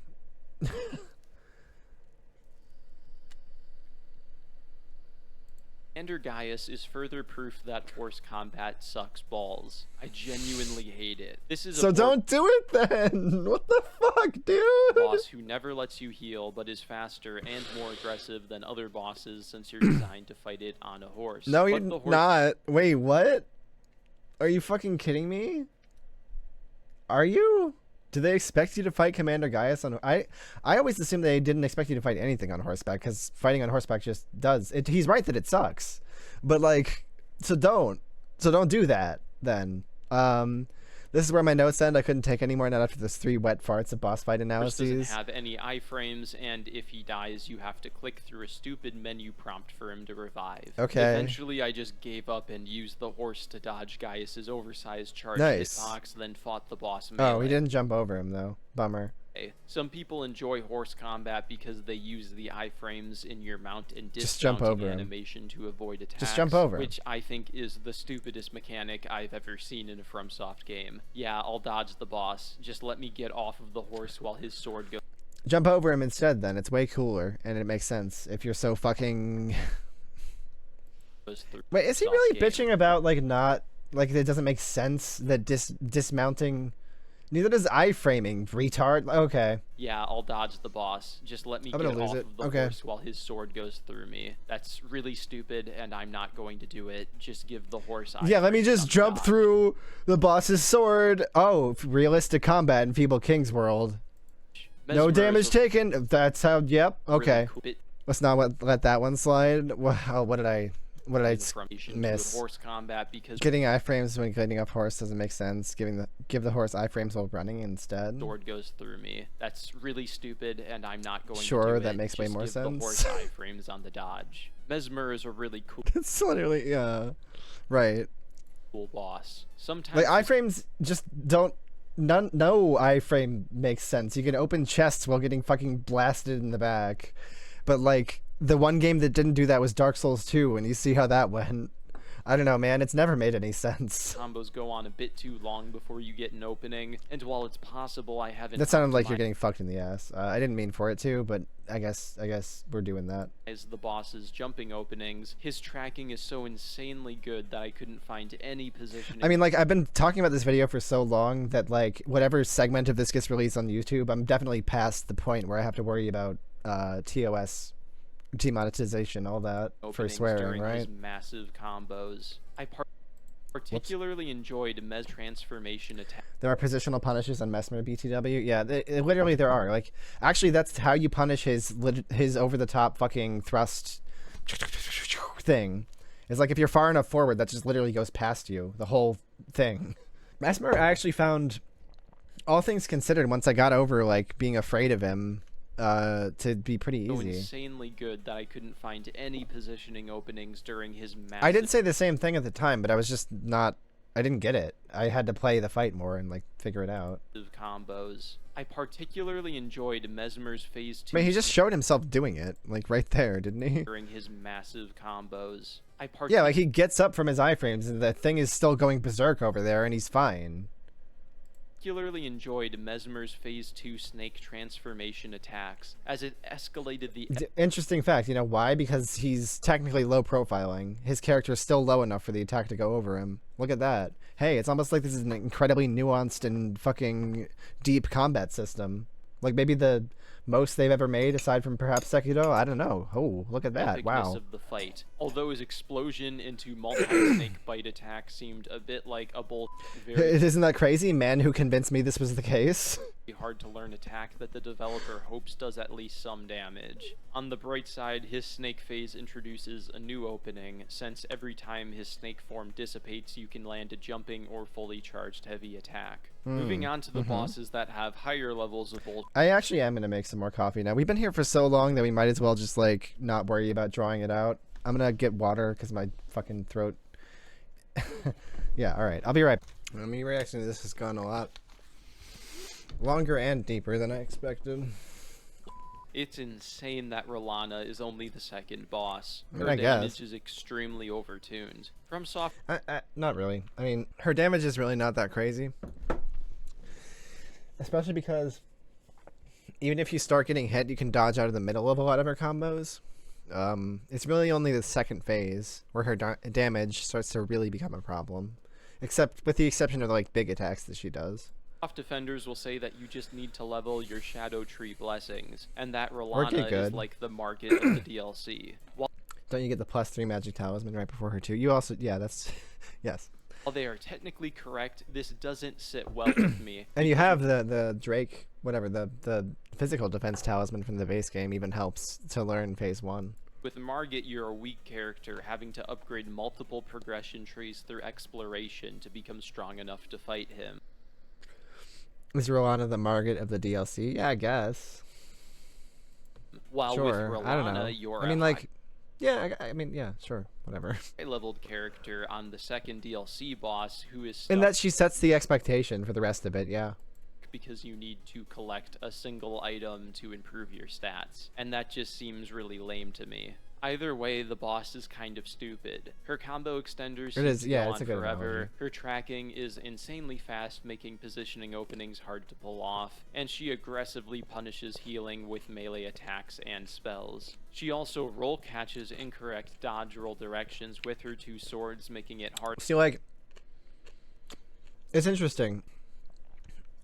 Feeble King always speaks with such excuse me, such an even tone that it's actually impossible to tell until he finishes this section whether he's complimenting or criticizing the fight, because all of this sounds like fun to me so hard far. to back out and heal, and she has a 5-part spell combo with roll catches built in. When a boss has this many roll catches, it sometimes feels less like I'm fighting a boss and more like I'm fighting the developer. When You're always doing both, man. I really don't know what to tell you. Like, yeah, the developer is trying to kill you.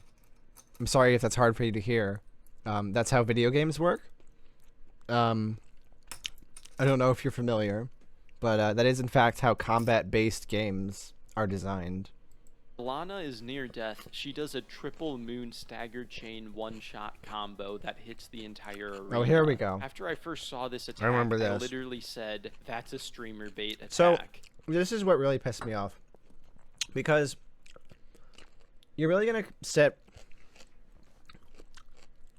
at the beginning of the video and be like, you know, From Software is the light in the darkness. They're the last bastion of good gaming in a sea of fucking bullshit.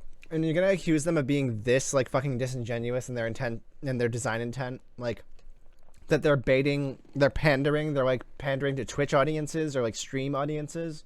Really? You really think that about them? Like, that their intentions are that fucking, like, it's just silly. Really, a streamer bait attack. Because here's what I was thinking as soon as I saw that attack. Oh, I guess you don't dodge, I'll jump. And then I never got hit by it again, except like a few hours ago before I started stream, when I got hit by it on purpose so I could learn the fight better. Fuck you. Are you kidding me? You have a video for me after this? Alright. Is it related to what I just said? My coffee's probably ready. I'll be right back. Like, why does everybody feel so... And I've been guilty of this in the past, right? But why does everybody feel so comfortable speculating on the developer's intentions, man? Especially if you're going to be so nasty about it. I know that I'm the last person to bitch about somebody being nasty, okay? But, like, when you have so little of a... Like, you're basing it on all this bullshit. Like, you have no ground to stand on. You're going to do that. Like, it's fucked.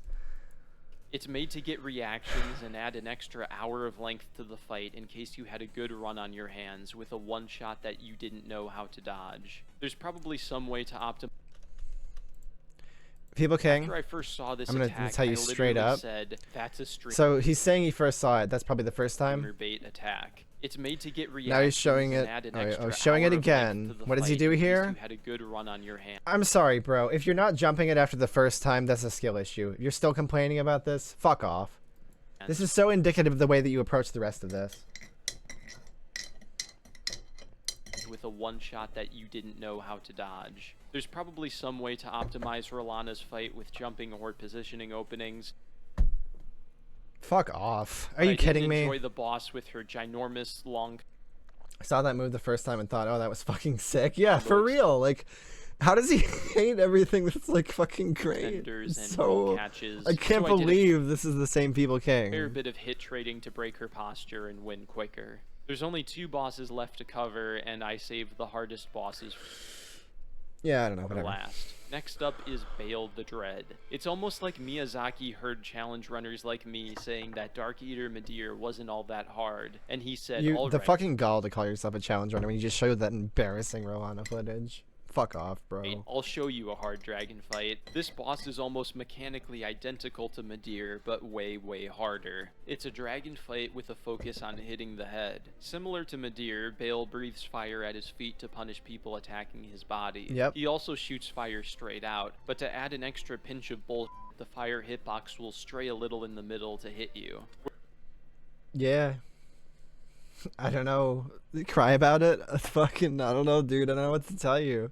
Did you want it to be like every single other attack that's like that? Or did you want, like, the games to get progressively harder as we get better at them? Where the real issues with Bale start are in his melee combo. Like, I mean, there is going to come a point where they literally can't make it any harder, I guess, because it'll be beyond the realm of human capability, but, like, I mean, eventually we'll hit a limit, and they'll have to stop, I guess, is more my point. Not that they're going to go too far someday. Both arms, and it's easier to dodge if you roll forward right underneath him, which means that you have to dodge his follow-up attacks underneath him with the camera stuck in his body so that it's harder to see. Bale also charges at the player I don't know, I mean, I struggle with that a lot at first, but it seems like the solution there is just you get better at managing the way that you're supposed to fight him, which is like keeping his head in front of you as much as you can. And then if you get in a situation where you're having trouble seeing, just lock off and run back in front of him. Because 9 times out of 10, he's going to do the ground breath at that point, because you're where you shouldn't be. Instantly, which gets the camera stuck in his body as well. Bale versus Midir. Or he'll jump away and do the tail swipe, which gives you a free hit on his head. Perfect example Basically. from Soft pursuing difficulty for difficulty's sake. Midir's hitboxes were smaller, so you could if you say always... so, bro. I mean, like, I bitched about the phrase difficulty for difficulty's sake earlier, or just like fake difficulty, artificial difficulty. I feel like they're all kind of referring to the same thing. Like, difficulty has always been a major focus of the design of these games. And just because you don't think Dark Souls 1 isn't hard anymore doesn't mean that that's not the case. Because that was like a major pillar of his argument toward this end before.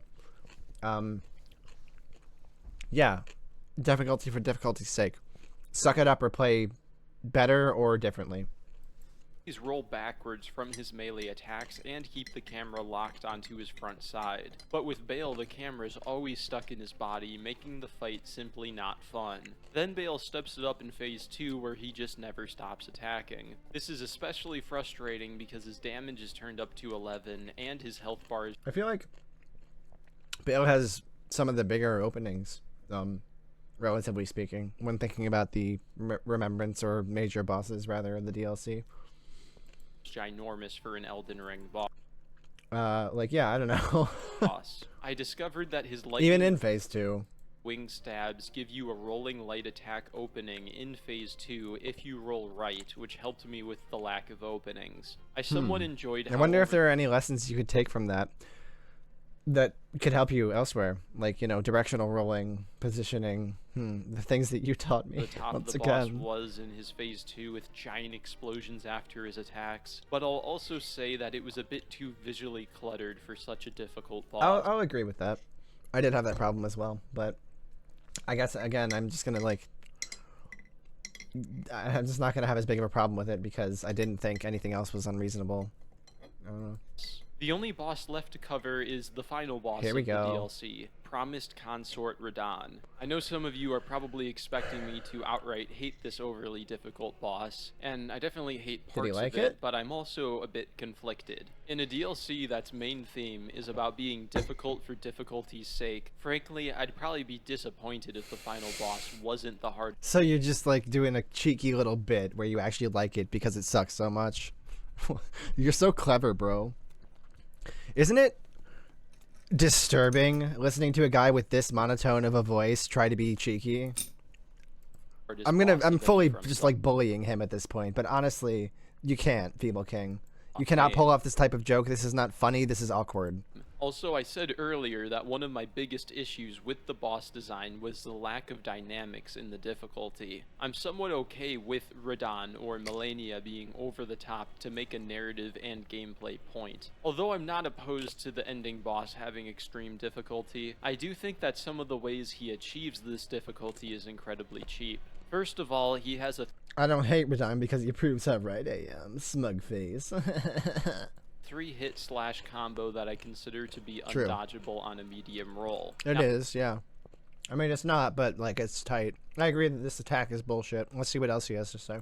This isn't actually true. Across my 11 hours of fighting Radahn, I dodged the attack multiple times, but the timing was so precise that I could not dodge it consistently. You have to dodge Yep, his and everybody initial says that, and it's a problem. Okay, moving on. swing and the roll catch in a single roll to avoid it. I couldn't find a dodge roll direction trick to make it much easier. Either way, it's obvious to me that From wanted this attack to be so difficult to dodge that it would appear undodgeable to many players, so they would die more often. He made one criticism finally, 30 minutes in, yeah, and it's the same one that everybody has about the fight. However, this isn't the worst way Radahn achieves his difficulty. In Phase 2, Mikola jumps on Radahn's back and starts spamming spells everywhere, meaning that you have to play close to Radahn to get openings in without getting hit by the magic. Sounds like a blast, dude.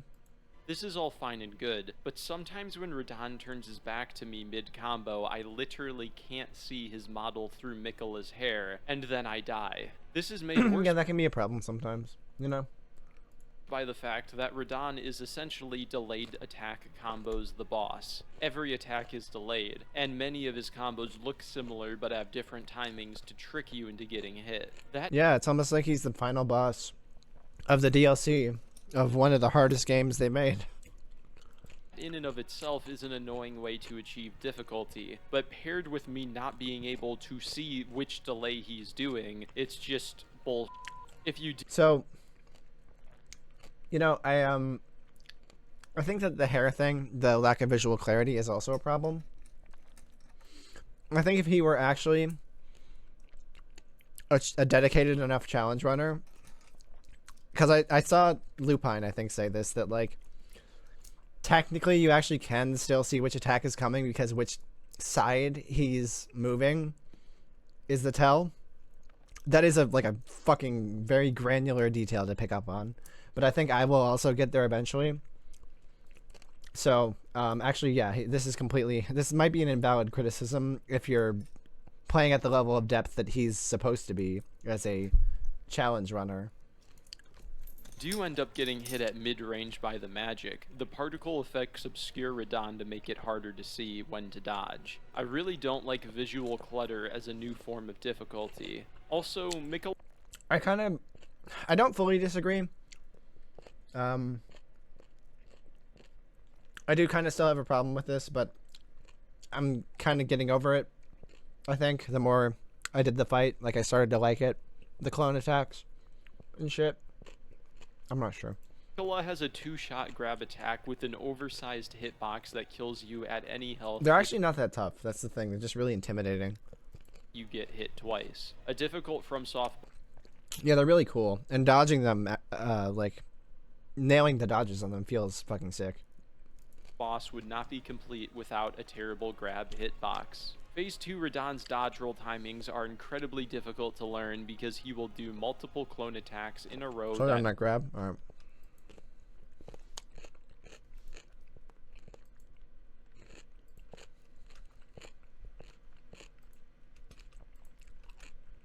Shot grab attack with an oversized hitbox. Oh, he rolled early, and then he rolled again, and it was neither one was right.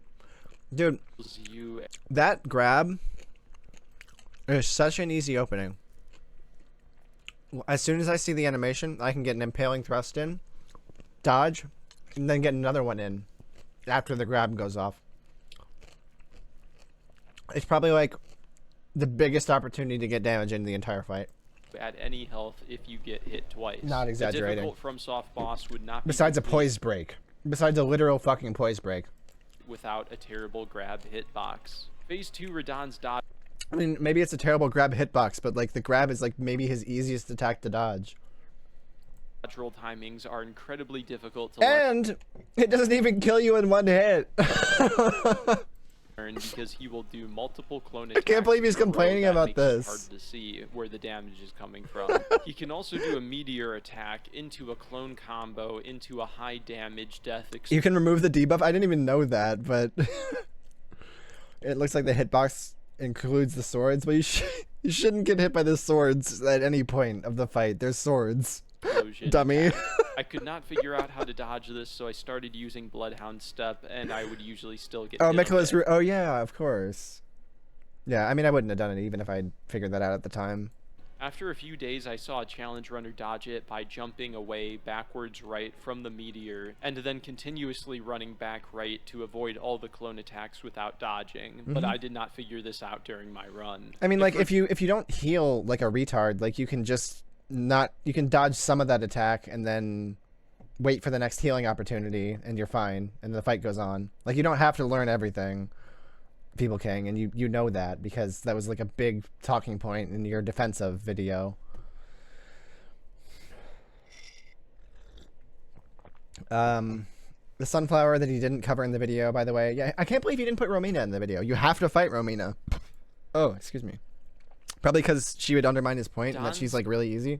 Seemingly Whatever. infinite range purple gravity suction attack lands in phase 2. He does the most over-the-top death combo to punish you. I don't even think you can avoid all of the damage. I kind of feel like they should have made Gaius the mandatory boss before Radahn. That would have been cool. Or like the one they should have switched him with Romina. The initial attack. Because of my deaths to the hard-to-dodge roll-catch combo and hard-to-understand clone attacks, and worst of all, to Mikola's hair, I was more angered by this boss than any other FromSoft boss, to the point that I almost said, "This is stupid, I don't enjoy the game anymore." I think you would enjoy life more if you said that, Feeble King. It doesn't seem like this type of game is for you anymore since you insist on playing it in a very stubborn, hard-headed way, but also not improving at that way of playing. You're in a very difficult position where like anything you say about this game is going to be brain dead fucking sub 40 IQ if you open your mouth about it. So either you have to change something or you have to stop.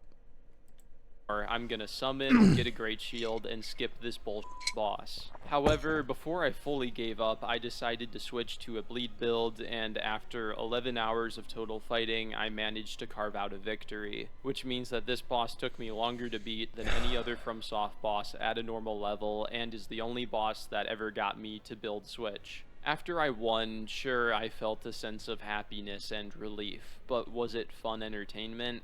No, not really. I was happy at the end because the suffering was over, not because I enjoyed the experience. Get therapy. You guys remember when FromSoft used to make fun games that challenged you in a unique way? See, like you just gotta. Bro, are you alright? We can keep coming back to this, but like, Jesus, it's not that serious. Find a way to have fun then if you're not enjoying yourself. Do something else. Try whatever you want. No, I promise I won't tell anybody, okay? All the challenge runner friends of yours that like to play melee only, I won't tell them that you used whatever exactly floats your boat in a game this hard. Shows DS3 where you just dodge and iframe everything no matter the positioning or direction. Yeah, for real. I never thought difficulty was From's #1 priority. I thought difficulty... I don't think it is. I think it's just like one of the pillars upon which their game is based, and like it always has been, and like the problem is like it's just too much for him and he's unwilling to admit that. Again, was one tool I feel like a that broken used to record here, enhance the art. so But he's now- kind of being one too, so what am I gonna do? Now difficulty seems like the entire point It's a meme that retards cling on to because they don't want to accept they're bad. Yeah, true. of their games, and I don't think I'm enjoying. Remember when the video game developer Beacon of Hope used to make fun games? Pick a lane. For real, pick a fucking lane. He really wants to have his cake and eat it too, and I can't believe I didn't notice this earlier because he does the same thing with Joseph Anderson in his In Defense of video. Enjoying it anymore. Were you lying at the beginning of the video or end of the video? This Yeah. DLC felt more like a job than entertainment to me. I guess From achieved one... I mean, it kind of literally is because you make videos about these games. So maybe you should pick something else because it doesn't seem like you're making criticisms in good faith anymore or ever. Actually, now that I think of it, I don't know. I'm not sure. thing with I gotta Radon, rewatch some of which his was old to make a videos. boss so hard that it'd probably take me hours to learn even with Mimic Tier. So That just sounds like a fucking Dark Souls or Elden Ring boss. Take me hours to learn even with summons. Yeah, like they're hard, bro. Fucking get over it. Suck it up. Again. summoning truly has become the intended normal mode. On a side You know, I predicted that this is what this video was going to be. It's going to be me telling him to get good over and over again. But like, yeah, literally, actually fucking get good. You suck. Yeah, I agree that you don't learn better with summons. I do agree with that. But like, he seems to think that you do. note, I wasn't a huge fan of the story. Because it's harder to get a feel for what the boss does when it's constantly target switching. Like, I don't have an easier time learning with summons as well. FromSoft games have good lore, but the in-game stories are becoming stale and predictable. There are gods. Kill them. Every time. It may take less time with a summon because you get more hits in, but like, it's not easier to learn. I thought maybe something would happen with helping Mikola ascend or something, but no. You never find him until the end, and then you kill him. I remember... Again, it sounds like a FromSoft DLC. I'm so sorry, dude. Did you just want it to be like Slave Knight Gale, where like they actually show you Mikola and he talks to you throughout, and then he comes in and he's like, oh, boop-a-doop, I accidentally turned bad while trying to make the world better. Hey, woo. Oh my god. This wasn't telegraphed enough for you? Remember back when Matthew Matosis criticized Dark Souls 2 for wanting to kill the player more than it wanted to be a good game, pointing out things You can like do both. Like, you can kill the player a lot and be a good game. That's like kind of the bedrock fucking of Dark Souls, actually. the Firekeepers laughing about how much you'll die in the beginning, and the hub world yeah, but like the Elden Ring didn't do anything like that. Like they never fucking went on the nose and like, oh boy. As a matter of fact, the developer came out and was like, hey, remember to level your Scadu tree blessings because they are like, yeah, this is gonna kill a lot of people and like that's just how the games are. And Miyazaki put it out a fucking. There's a big quote that every fucking publication ran with from him right when the DLC was coming out, saying, no, we will never make these games easier because the difficulty is part of the point. It's not the whole point. It is a big part of the point. All right. I'm not going to sit here and say that it's not difficulty for difficulty's sake. It is, but that's good because we all fucking like that. All right. And even you do. It's just too hard for you and you're being a little bitch about it. Okay. count. The problem with DS2 was it wasn't a good game now that you died. True. Matthew Matosis quoted Miyazaki as saying, difficulty was never the point. The games weren't designed to be challenging just for the sake. Okay, but he's wrong when he said that, and he's right when he said the other thing more recently. That difficulty is a big part of what makes these games what they are. It was therefore part of the point. It's just like, if he ever outright admits that, like in those words, people are gonna fucking focus on that and hyperfixate and make more retarded criticisms like this. Into the world. I think Miyazaki has lost sight of his original vision. Right, Difficulty definitely couldn't be you, seems though. like the point of the DLC. In this Difficulty way, isn't the Shadow point, of but the it's a Earth core Tree component. feels Yes, more like true. Dark One of the Souls pillars, 2 like I than said. any other Souls game, although it achieves the difficulty in very different ways. Many of the bosses did not feel like immersive fights to me. It felt more like the developer... Dude, Roanna felt like the best fucking duel they've ever made, and I'm not exaggerating. I'm gonna put her at the top of the franchise tier list when I make it after my victory lap. Spoiler alert. Well, my opinion might change because I'm going to replay all the games, but she's going to be S tier, if not top, like top 5. Trick me into dying as much as possible to the high damage roll catches and delayed attacks, and my inability to safely heal. Shadow of the Erd Tree is the only Miyazaki-led Souls title that I wish never existed. If instead the time was spent developing Elden Ring 2, they could reset the difficulty and progression trees, giving me a reason to explore a new open world. Oh my god! Yeah, go back and redesign the DLC for Feeble King. You heard him, Michael Zaki. Alright, the Feeble King has sent in his demand. Time to go back to the old drawing board.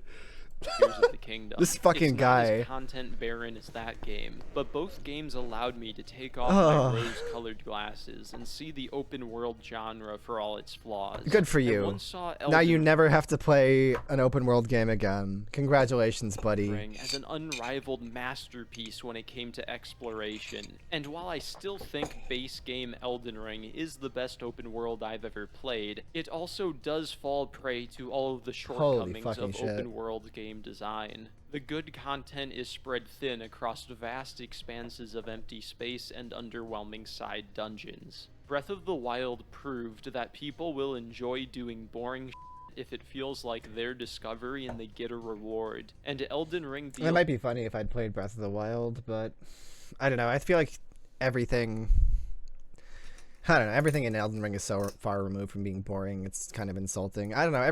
This whole video was insulting to everyone's intelligence, frankly. DLC took out the reward part of the formula, and it does not work at all. Now I think I'm getting over this open world craze. That's not to say I wouldn't enjoy an Elden Ring 2, but I think I'd enjoy a linear, more condensed experience over there. Again, everyone is saying this.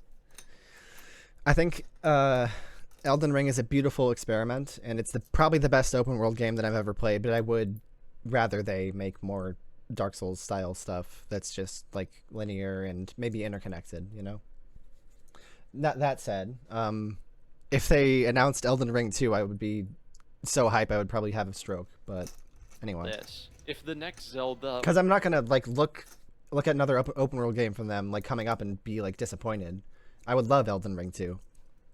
Or FromSoft game is open world. I hope it's a smaller open world with quality as the main focus instead of quantity. And I just feel like when you look at Elden Ring and Shadow of the Erdtree, that's exactly what we got.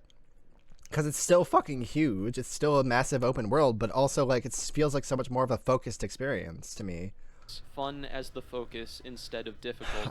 I've been pretty negative throughout this video, so let me state that there are definitely some groups of people who will enjoy this game, and that the hype isn't just because of the honeymoon phase. Swear to God, he brings up People who are cultists one more fucking satisfied with time. pretty visuals as the main reward for exploration, people Okay, who like buddy. beating bosses with overpowered builds, and people who like to perfect boss mechanics through many hours of Isn't trial and that error you? will all enjoy Feeble King? Elden Ring DLC. Also, the music was quite amazing. It was better than the base game and some of From's best. Cool. However, all of these positives think so were not too. enough for me to feel the FromSoft magic. I remember when Joseph Sounds like a Anderson personal said problem, at the man. end of his Elden Ring critique that Elden Ring made him lose interest in From's future Souls-like titles that are played in the style Did you of ever Dark watch Asmongold Souls. fight Radon? No, I assumed that it would make me At first I mad. thought Joe was taking it a bit too far, but now I'm in the same boat as him. I do not have any interest in another dodge hit from soft game that is hard for the sake I don't of give a being shit what hard. Joseph Anderson says. I'm sorry, I really don't give a shit what Feeble King says anymore either, to be honest. This has been so disappointing. Fuck. It was worse than I thought it would be. I expected to be angry. I really lost my shit at certain points because I feel like he was so off base. Wow. Okay, how the mighty have fallen or been exposed, the emperor's new clothes, etc. What is this? What is this? Why am I watching this now? Shadow of the Erdtree is overrated. Oh god. Are we doing another one? Do we really need to do another one?